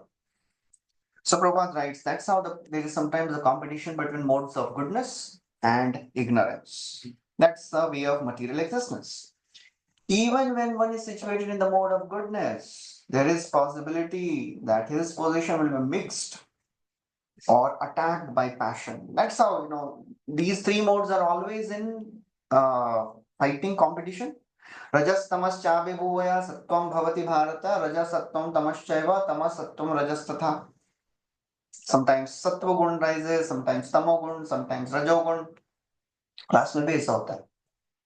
Class में भी ऐसा 3 गुण आते हैं. आज Sunday है, चलो भक्ति वैभव होगा. अच्छा है, सुनेंगे सुने. ओ बैठे क्लास में 5 बज रहे हैं, ठीक है, 15 मिनट और. 5:30 बज गया है, प्रभु जी रुक नहीं रहे. कब तक बोलेंगे पता नहीं. तो टेस्ट भी नहीं है, फिर भी बोलते जा रहे हैं. आगे बहुत कुछ करना है हमको, कब रुकेंगे. तो क्या हो रहा है, रेस्टलेसनेस. नींद आया तो और बीच में कोई ऐसा शांति से बैठता है, कोई आंख बंद करके भी स्माइल करता है. So Prabhupada writes, always in competition. All the pure goodness or Shuddha Sattva is the basic principle of spiritual world. Sattvam Vishuddham Vasudeva Shabditam. Pure goodness is not possible in this world. There is always competition. So this quarrel between Lord Shiva and Bhrigu, centered around Daksha, is a practical example of competition between the modes. Okay, so now, next verse. After he was given these orders by Lord Shiva, go and kill Daksha. Next verse, translation.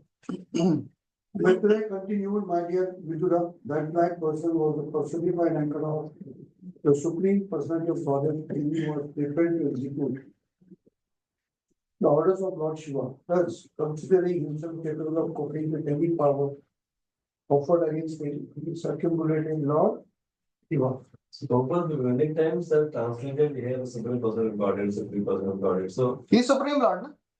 no, he's the Supreme Lord, but the Supreme Person of Godhead usually he mentions Supreme Personality of Godhead. Brahma ji के लिए भी use करते हैं supreme personality of God.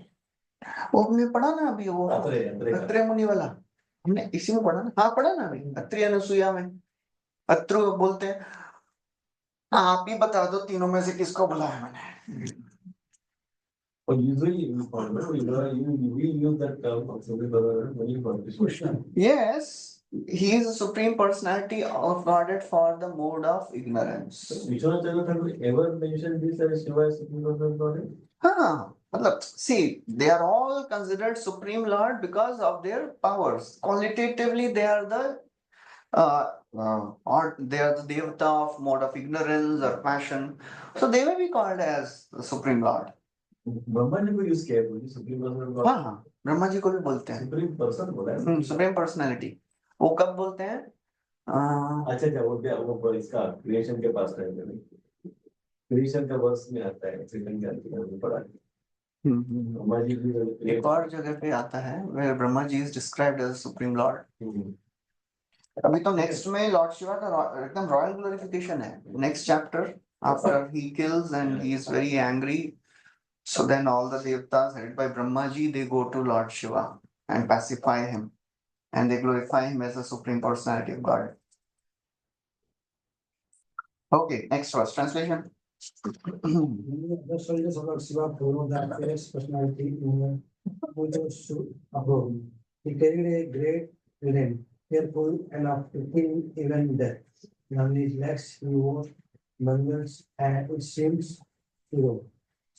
So just some time back they were defeated by Ribhu Devtas. Now they have again, they have again attacked because now we have a leader. अभी वीरभद्र है. So the great leader instills the confidence कि हम लोग अभी हार के आए हैं, कोई बात नहीं. Now we have a leader. Just like when this Sugriva, he was told by Lord Ram, you go and fight. बेचारा क्या था वापस. और ये बोलते हैं आपको नहीं मारना तो पहले बोल देते मेरे को, अभी बाल बाल बच गया मैं. So Lord Ram said that no, you both of you are looking so पक्का एकदम identical. राम तो सुप्रीम लॉर्ड है, it is not able to understand because उसने लक्ष्मण जी को सम्मान नहीं किया तो punishment. So then after he says अब गार्लैंड डाला और अब जाओ. सो रूमा तारा शी से अभी आपने मारा इसको वापस आया, मतलब there must be somebody behind him, otherwise कैसे इतना कॉन्फिडेंस आएगा. So all these soldiers, they are just defeated by the devatas, still they are going because now they have a leader, very powerful leader. Chakravarti Thakur writes that the trident of Veerbhadra was like death for death himself. Antaka Jagadantaka. The word used is Jagad Antaka Antakam. So his trident was like death or death himself. And on his 2 feet he had ornaments which made a thunderous noise. Next verse, translation. At that time, all the persons assembled in the sacrificial arrangement, the priest, the chief of the sacrificial performance, and the brahmanas and their wives, wondered where the darkness was coming from. Later, they could understand that it was a dust storm, and all of them were full of anxiety. So as all these soldiers are approaching this arena, huge dust storm is getting created. So they are all wondering, where is this darkness coming from? So they realize this storm. Next.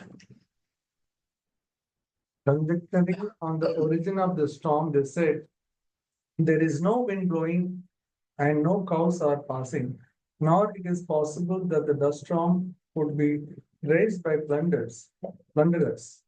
For there is still the strong king Barihi, who would punish them. Where is this dust storm blowing from? Is the resolution of the planet not to occur? So this Prachin Barhi, he was still there. So same. So Prachin Barhi अभी भी है, बाद में भी है.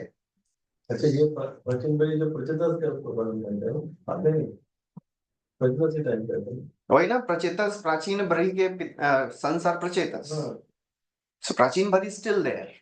So Prachin Bari के grandson is Daksha na. After he dies, then again takes birth as the son of Prachetas. You are so strong that he's made. Yeah. So Prachina Bari, he was the ruler because he is the heir after Dhruva and all those things. The name Prachin is given because that. Yes, Prachina Barhi, the great king of the past, Barhi. And Barhi means the Kushagras because he would do so many yagyas. We have heard, right? Yeah. इसी में पढ़ा है ना? Oh, it will come in the end of this canto, sorry. Prachina Bari means he was so expert in Karma Kandi rituals that, and for Karma Kandi rituals, the most important thing is Kushagras. You have to lay Kushagras on which you can sit and do all the yagya. So he had spread Kushagras everywhere on the planet. तो जहां पे भी जाए Kushagras ready रहना चाहिए यज्ञ करने के लिए. So that's why his name became Barhishat. one who lays kushatras. It's Prachina Bari. So Prabhupada focused on this. Prachina Barihi Jivati, the word used here is Prachina Barihi Jivati Hogradandare. Prachina Bari is still there. So the king of that part of land was known as Barahi, and although he was old, he was still living and he was a very strong ruler. So then Prabhupada writes, how if the ruler is strong and powerful, no thieves and rogues can invade the kingdom. Next verse, translation. Prasuti, the wife of Daksha, along with other women assembled, became very anxious and said, this danger has been created by Daksha because of the death of Sati, who, even though completely innocent, quit her body as her sisters looked on. So Prasuti, she could immediately understand that this must be the reaction for the death of Sati. So continue. Next verse. At the time of dissolution, Lord Shiva's hair is scattered and he pierces the rulers of different directions with his trident. He laughs and dances proudly, scattering their hands like flags, as thunder scatters the clouds all over the world. So she is now telling, you have offended Lord Shiva, and Lord Shiva, when he dances at the time of annihilation, everything is destroyed. So Prasuti, Prabhupada writes, she is appreciating the power of her son-in-law. This description indicates that the strength of Lord Shiva is so great that Daksha's power could not be set in comparison. So she's saying, you have offended Lord Shiva, and because of your offense, now Sati is dead. You will not be able to match, because Daksha may be thinking that I will take care, I will destroy all these things. She's saying not possible. And Prabhupada writes about the pralaya. So Prasuti could understand that danger ahead resulted not only from Daksha having neglected her daughter, but also because of his neglecting the praise and honor of Lord Shiva. So she could understand it. It's all because Daksha is not appreciating and respecting Lord Shiva. Next verse translation. The gigantic black man tried his fearful teeth. At the moment of his blows, he scattered the luminaries all over the sun, and he covered them with his strong, piercing effulgence. Because of the behavior of Daksha, even Lord Brahma, Daksha's father, could not have been saved from the great exhibition of power. Next. When all the people stopped amongst themselves, Daksha saw dangerous enemy from all sides, from the earth and from the sky. Interesting word used here is Daksha is called as Mahatmana. Janena Dakshasya Muhu Mahatmana.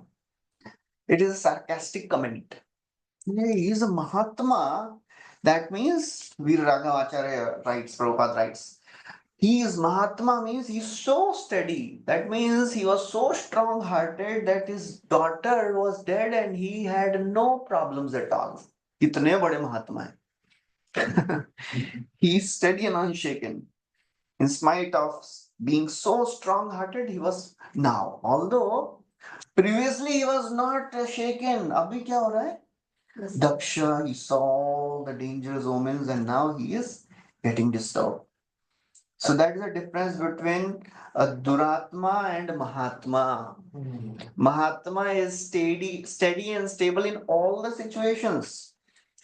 But Duratma, as soon as something comes on him, his personal benefit is affected, then he becomes really disturbed. Prabhupada writes about that. A Mahatma is supposed to have all the good qualities of Devatas, and Daksha, he lacked those qualities. He could not be called as Mahatma. Instead, he should be called Duratma, a degraded soul. So it is a sarcastic way in which he is referred as great personality, Mahatma. Next verse translation. My dear Vidura, all the followers of Lord Shiva surrounded arena of sacrifice. They were short, stature, and were equipped with various kinds of weapons. Their bodies appear to be like those of sharks, blackish and yellowish. They ran all around the sacrificial area and thus began to create disturbance. So there is a definition of Mahatma and Duratma. Manasya ekam, vachasya ekam, karmasya ekam sa Mahatmana. One whose words, actions, his thoughts, words and actions, they are same. They are Mahatma. And for Duratma, manasyata, vachasyata, karmasyata. सोचते कुछ है, बोलते कुछ है और करते कुछ आ रही हैं. He is a Duratma. So a devotee of the Lord is not disturbed in any situation, just like when Chitraketu, he was cursed by Parvati. What he said? He said, "Oh my Lord, oh Mother, I didn't mean it, but okay, you have cursed me, I accept it. Guda pravahe tasmin ka shapa ka anugraha ka swarga narka ko va kim sukham dukkham eva." What is heaven? What is hell? What is auspiciousness? What is curse? सब गुणों के प्रभाव से हो रहा है. He offers his obeisances and leaves. And then Lord Shiva tells Parvati, just see the glories of the devotees of Lord Narayan. They are never fearful. Narayan Parasarve na kutaschana bibyati. They are never fearful in any situation. So another example is Kamsa and Devaki. As soon as Kamsa he heard that the eighth son of Devaki will kill me, immediately he was changed. So that's how they don't care. The demons, Duratma, they don't care for relationships. Sister, no problem. She is going to be the cause of my death. I'll kill him. I'll kill her. Similarly, Hiranyakashipu, Prahlad. So now all the followers of Lord Shiva, they are surrounding the arena, sacrificial arena. They are creating all the disturbance headed by Veerbhadra. So 14 to 18th verses, the destruction of the sacrifice is described. Translation. Some of the soldiers pulled down the pillars which were supporting pandal of sacrifice. Some of them entered the female quarters, some began destroying the sacrificial arena, and some entered the kitchen and the residential quarters. So Srila Chabari Thakur writes how there were different places in that sacrificial arena. So Pragvamsa means the wooden beams running east to west, they were resting upon the pillars. They are called as Pragvashams. On the west side of the sacrificial arena was the women's quarters. On the east side was the assembly shed. East of that was the shed for vehicles to carry the soma. North of that was the place for kindling the fire. So all these various things were placed and they started destroying everything. Next verse. Translation. They broke all the pots made for use in the sacrifice, and some of them began to extinguish the sacrifice with fire. Some tore down the boundary line of the sacrificial arena, and some passed during other arena. Next. Some blocked the way of the fleeing sages, some threatened the women assembled there, and some arrested the demigods who were fleeing the pandal. You know what was the threat they gave? They were saying, just stay here and we'll make you widows. So that was the threat they were giving. They threatened all the women. They scolded. Next. One of the followers of Lord Shiva arrested Guru and Veerbhadra, the black demon, arrested Prajapati Daksh. Another follower who was named Chandesha arrested Usha. Nandishwar arrested the demigod Bhava. Next. There was a continuous shower of stones, and all the priests and other members assembled at the sacrifice were put in immense misery. For fear of their lives, they dispersed in different directions. Abhi, how they torture all these priests, that is also interesting. They all knew who all did what. कि चुन चुन के उनसे बदला लिया है. Next. Vidarbha tore off the mustache. Veerbhadra tore off the mustache of Virupu, who was offering the sacrificial oblations with his hands in the fire. Next. Veerbhadra immediately caught Bhadra, who had been moving his eyebrows during Guru's cursing of Lord Shiva, and out of great anger, pushed him to the ground and forcibly put out his eyes. Because he was staring, because he was enjoying कि ये अच्छा हुआ उनको श्राप मिल रहा है. When Bhrigu was cursing Lord Shiva, so he plucked out the eyes of Bhaga. Next. Just as Baladeva knocked out the teeth of Dantavakra, the king of Kalinga, during the gambling match at the marriage ceremony of Aniruddha, Veerabhadra knocked out the teeth of both Daksha, who had shown them while cursing Lord Shiva, and Pusha, who by smiling sympathetically had also shown his teeth. Yeah, so Prabhupada writes about the marriage of Aniruddha. So he was getting married to the daughter of Duryodhan and granddaughter of Duryodhan. And then there was a gambling match, and ultimately Baladev, he won the match, but still the opposite people, Rukmi and others, they were not agreeing. And king of Kalinga, Dantavakra, he was laughing. So Baladev, he started fighting and he knocked out the teeth. So that is what is described. So Veerbhadra also knocked out the teeth of Lord Daksha and Pusha. Okay. Next verse, translation. Prabhupada in the purport writes that this spirit of fighting between one another was not exactly inimical, because everyone was so powerful and wanted to show his strength by Vedic mantra or mystic power. So all these mystic fighting skills were very elaborately exhibited by the different parties. It was a sporting way they were destroying all of these things. Next verse. Then Veerabhadra, the giant-like personality, sat on the chest of Daksha and tried to separate his head from his body with sharp weapons, but was unsuccessful. Daksha was so very, very powerful. He's not able to cut the skin of Daksha. Next. He tried to cut the head of Daksha with Hymns. hymns as well as weapons, but still it was hard to cut even the surface of the skins of Daksha's head. Thus, Veerbhadra was exceedingly bewildered. Next. Then Veerbhadra saw the wooden device in the sacrificial arena by which the animals were have to be killed. He took the opportunity of this facility to behead Daksha. Yeah. So you saw that famous, उसमें बीच में ऐसा there is a depression on that, the animal's head is put and it is cut. So Daksha, he used that weapon, that instrument, and he cut off the head of Daksha. So Veerbhadra took that weapon and cut off the head of Daksha. So Prabhupada in the purport again he describes about the animal killing. What is the purpose behind sacrifice of animals? It is to give them a new body, a young body. It was to test the power of the mantra. Last verse. Second verse.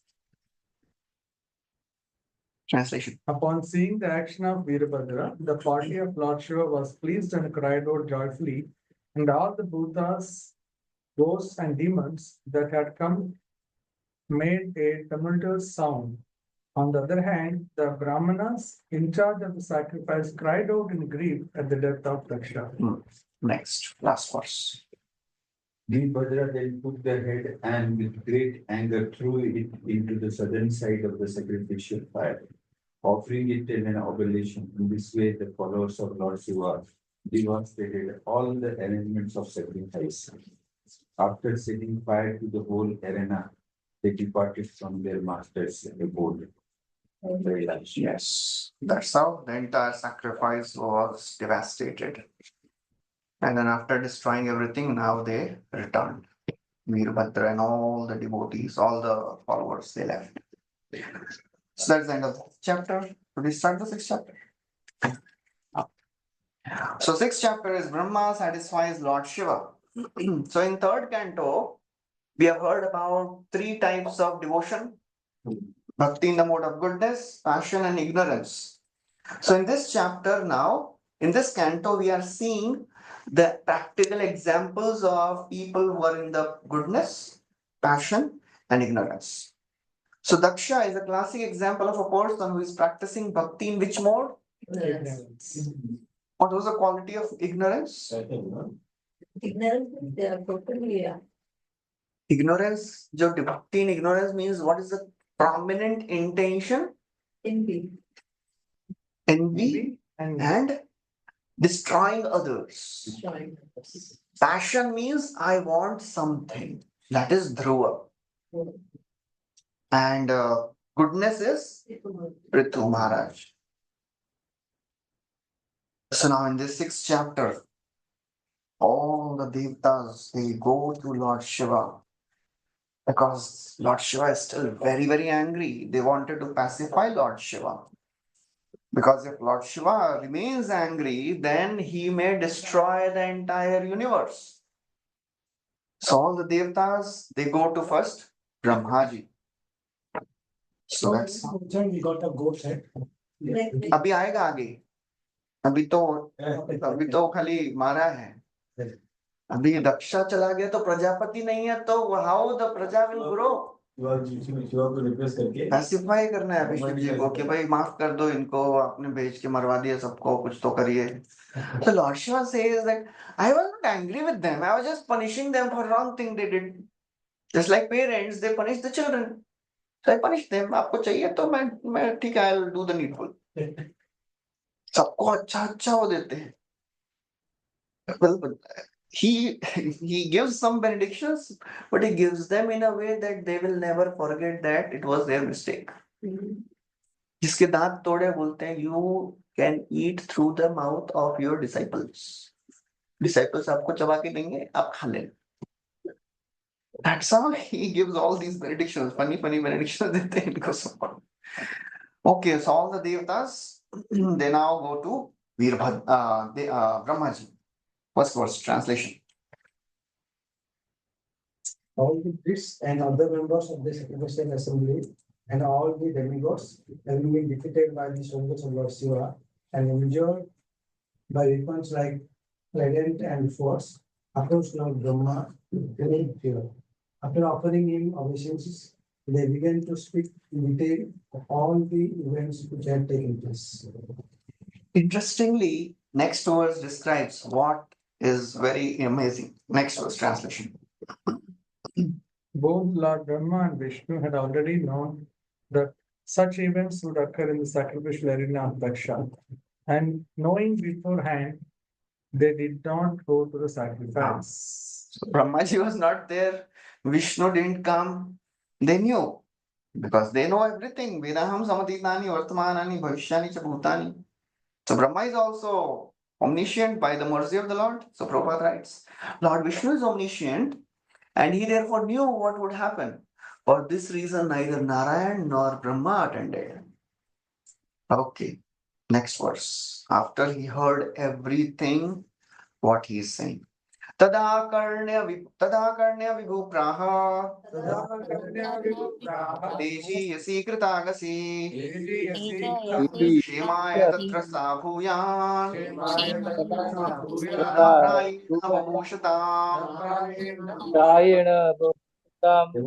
When Lord Brahma heard everything from the demigods and the members who had attended the sacrifice, he replied, I have not been happy executing a sacrifice to classing of great personality, thereby offering his purpose to me.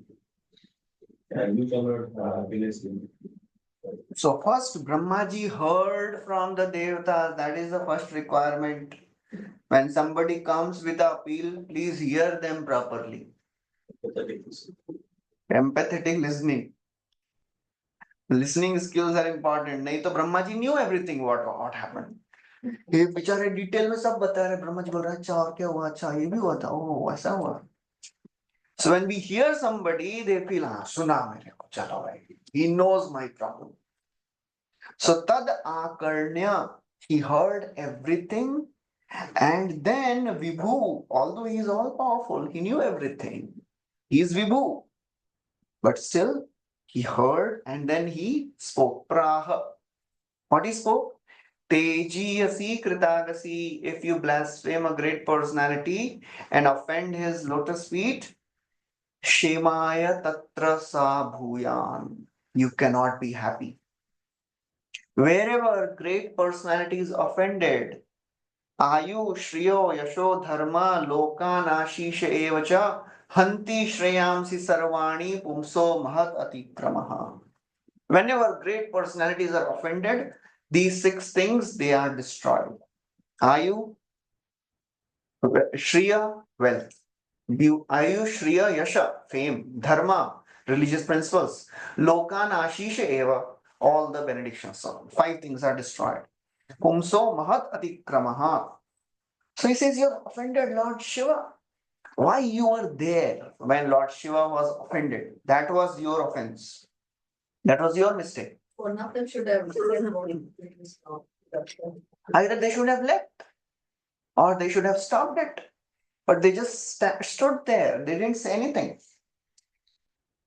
Snaprayena bhushatam. So therefore, although you desire to live happily, actually you should not live.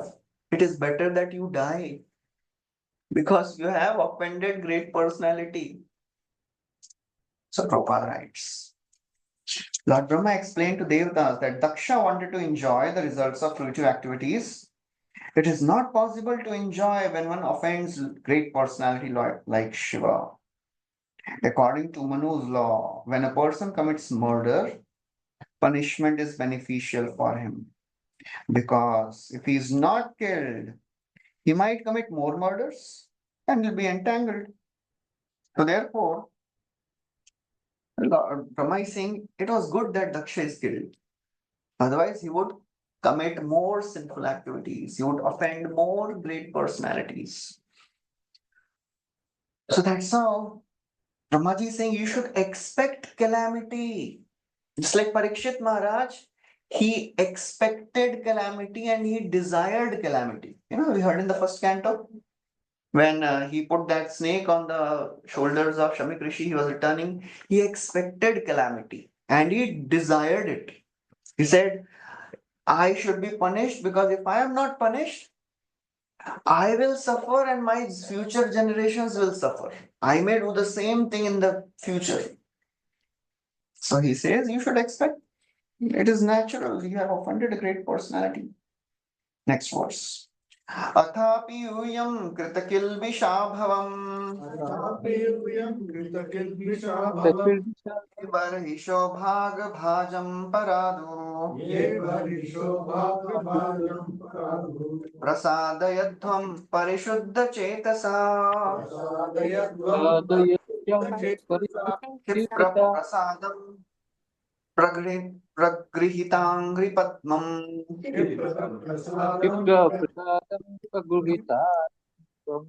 You excluded Lord Shiva from taking part in the sacrificial rituals, and therefore you are all offenders at his lotus feet. Still, you go without mental reservations and surrender to him and fall down at his lotus feet. He will be very pleased. So he says, actually, you should, whatever has happened is good because you have offended great personalities. You should also die. If you want to live, go to Lord Shiva. And he knows, Lord Shiva, Brahma says, I know he will forgive you. He's Ashutosha. He is easily pleased. The word used here is, he is easily pleased. Very soon. Shipra Prasadam. He will give you mercy very quickly. He is Ashutosh. Prabhupada writes that Brahmaji is confident. He knew the mind of Lord Shiva. That he will forgive them. Don't worry. So Vishwanath Chakravarti Thakur writes, if you want to live, you have committed offense, you have excluded him from share, you should go and fall at the feet of Lord Shiva and ask forgiveness. And he will be very pleased. Don't worry about that. I know his mind. Ashasana Ashasana Jivitam. Yes, आशासन जीवितं मध्वरस्य लोका सपाला कुपितेन यस्मिन् लोकसपालाकुपितेन यस्मिन् समाशु देवं प्रियया विहीनम् तेयाभिः क्षमापयध्वं हृदि विद्धं दुरुक्तैः Lord Brahma also advised them that the Lord Shiva is so powerful that by his anger, all the planets and their chief controllers can be destroyed immediately. Also, he said that Lord Shiva was actually sorry because he had recently lost his dear wife and was also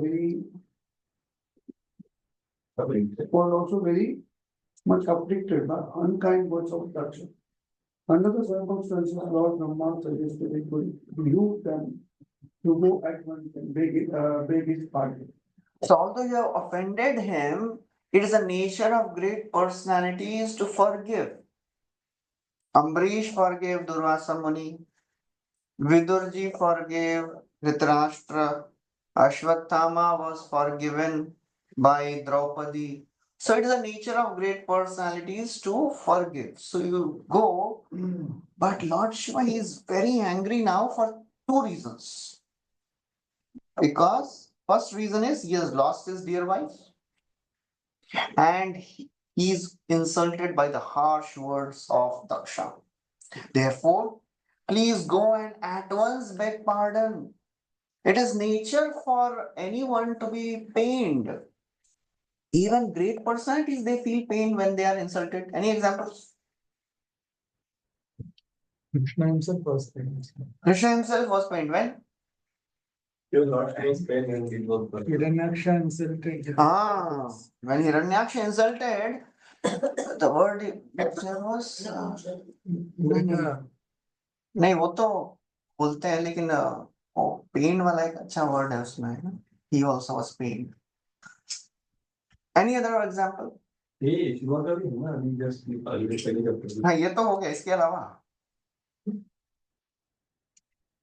Vidur ji इसका भी है हाँ Vidur ji when Duryodhan insulted him सैत्तमत्युल्बण कर्णबाणे भाति पुरा मर्मसु ताडितोपि pained. So that's how the great souls, they also feel pain. It is not that हमको कहाँ दुख होता है जितना बोलो insult. No, they also feel pain, but they forgive. Just like Haridas Thakur, beaten in 22 marketplaces. What was he praying? Please forgive them. So he's saying, Brahma is saying, don't worry. Although he's very pained, he is in anger, but still, he will forgive you. Please go. So demigod, they say, Arey, please give us some way to go and ask forgiveness. क्या करना क्या है जाके? We are surrendering unto you. Please tell us what to do. So Brahma says in the next verse, the power of Lord Shiva. What is the power of Lord Shiva? Please be very careful. Naham na yagyo na chayuya manye.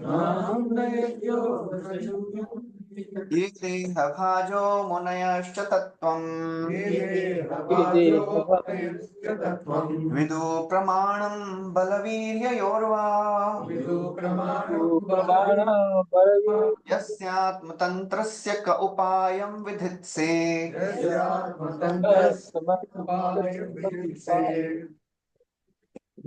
But Brahma said that no one, not even himself, Indra, all the members assembled in the sacrificial arena, for all the sages could know how powerful Lord Shiva is. Under the circumstances, who would dare to commit an offense at his lowest? So Brahma says, first of all, why you offended? You don't know the power of Lord Shiva. बोल रहे हो क्या करना है बताओ. So in between is also becoming a little angry. He says, you don't know who is Lord Shiva is. Yasya Atma Tantra, he is completely independent. So who would dare to offend him? Ka upayam. Abhi, after offending, you are asking for upay. So Prabhupada writes, Brahma asserted that Lord Shiva, none of the conditioned souls could know how to satisfy Lord Shiva. But he said it is well known that he is easily satisfied. If somebody goes and falls at his feet, he'll be satisfied. Don't worry. And then Prabhupada, he writes how the position of subordinate is always to surrender to the Supreme. So therefore, Brahma is also suggesting, please take shelter of Lord Shiva. He is very kind. So after saying this, Brahmaji, he didn't tell, Ja, manglo, माफी मांगो. He knows ये लोग नहीं करेंगे, already डरे हुए हैं, इतने टेंशन में है. So he also goes with them. Next verse translation. After the death of all the demigods, the Chitas, and the lords of the living entities, the Lord Brahma took them with him and left for the abode of Lord Shiva, known as the Kailash. So now from 9 to 22nd verses, beautiful description of Kailash is coming. We'll keep on reading these translations. So ये सब सुनने के बाद naturally you will have more appreciation for Lord Shiva and his Dhama Kailasha. But हम लोग कैसे लेना चाहिए कि नहीं ये भगवान शिव का है, but our आराध्य देवत is Krishna.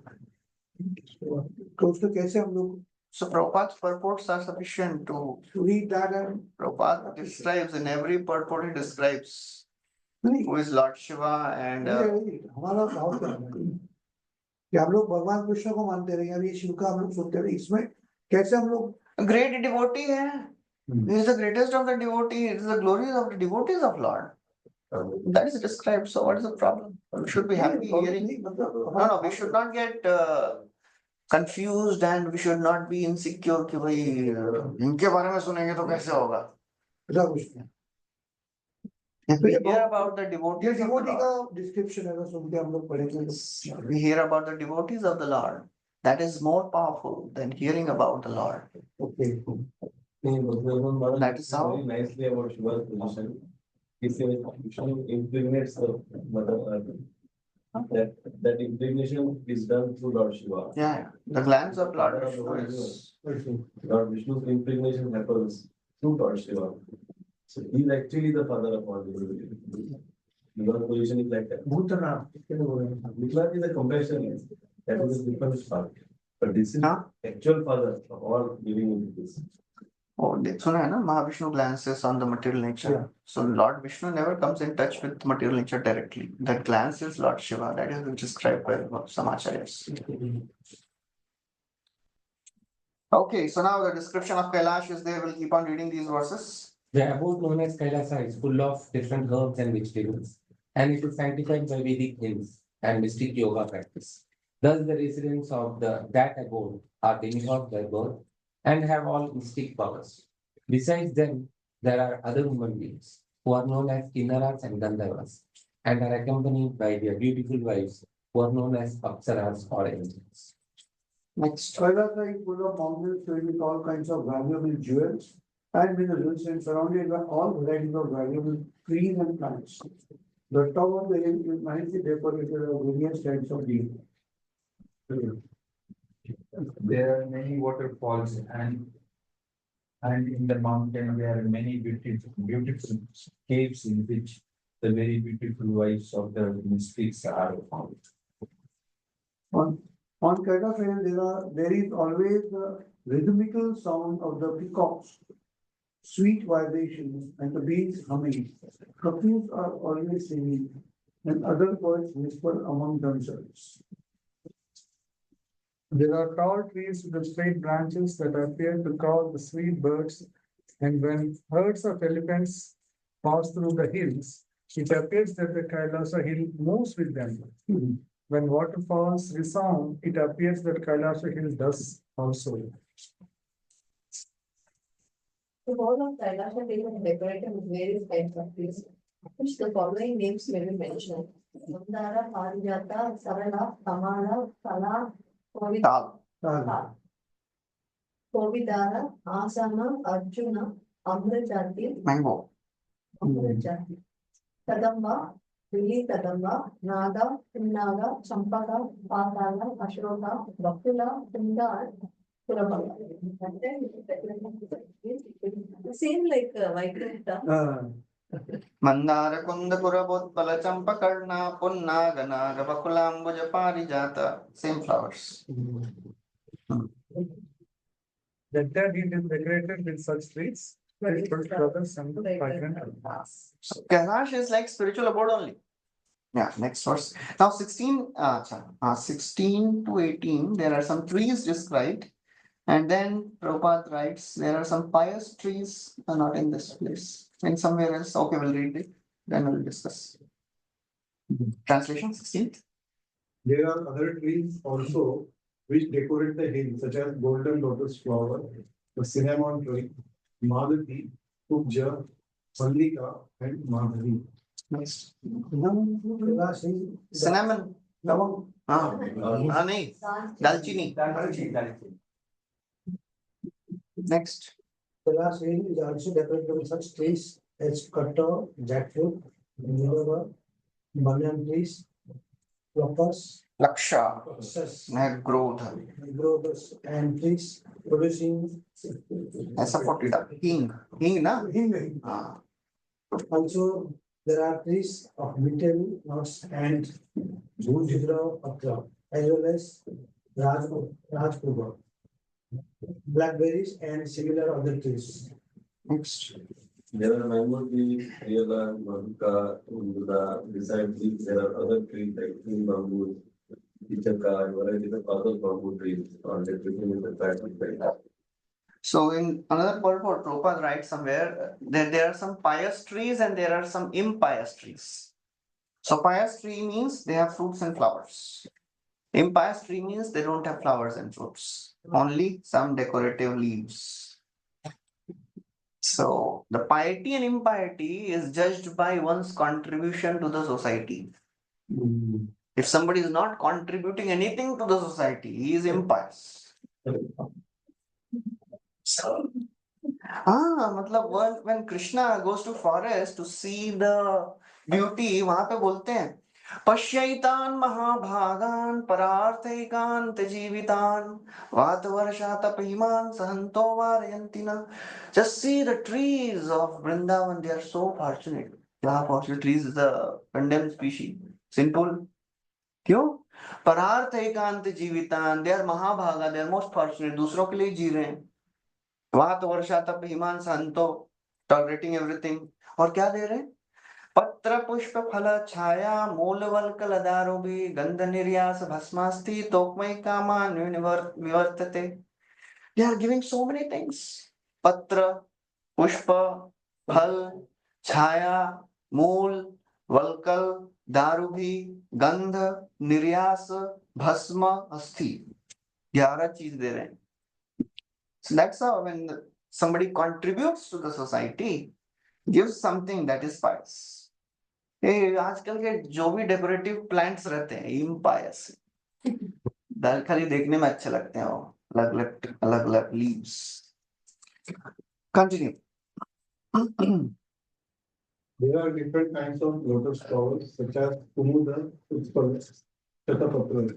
The forest appears to be a decorated garden, and the small lakes are full of various kinds of birds who whisper very sweetly.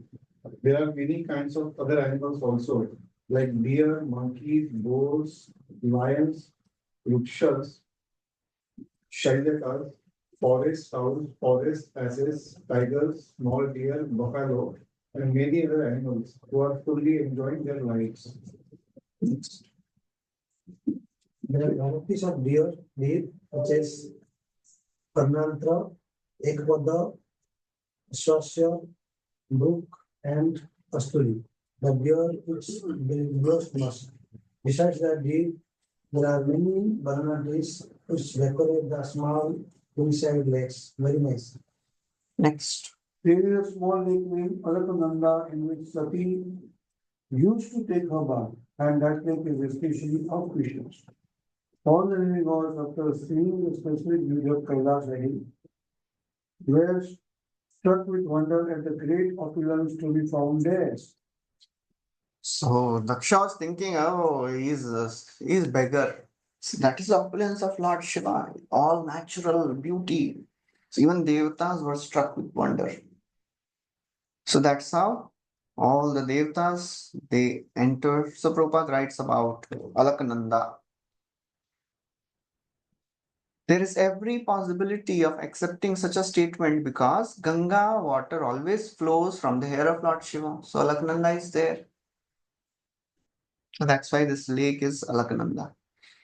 So after they saw, next verse. That the demigods saw wonderfully beautiful region known as Alka in the forest known as Saugandhika, which means full of fragrance. The forest is known as Saugandhika because of its abundance of lotus. So in that Kailash mountain, there is a region called as Alka. So that Alka region is now described from 23rd to 31st verses. So in that Alka region, there is a Saugandhika forest. That means it is full of the fragrance of lotus flowers. So it is described that Kubera, he is a close associate of Lord Shiva. And his abode is also called as Alkapuri. So Kubera, he was staying there. So one interesting thing which Devatas will notice, as they'll reach Lord Shiva, they will find Kubera is sitting and Narad Muni is also sitting. So the best, the richest of the personality and the most wonderful devotee, both are associating with Lord Shiva. That means Lord Shiva abhi in association le rahe hain dono. That means who is Lord Shiva? He is the best of materials, opulent personality, and the best of the devotee also. Narad Muni will never associate with any materialistic person, and Kuvera will associate with only who is also very powerful. Next verse. Nanda cha Lakananda cha Sarito Bahyata Puraha Tirthapada Padambhoja Rajasativa Pavane They also saw the two rivers named Nanda and Nanda. These two rivers are sanctified by the dust of the lotus feet of the supreme personal forest, Govinda. So Ganga is the foot wash of Lord, Supreme Lord Govinda. So now, next verse, translation. My dear Shakta, Vidura, the celestial damsels come down to those rivers in their airplanes with their husbands, and after sexual enjoyment, they enter the waters and enter sprinkling their husbands with water.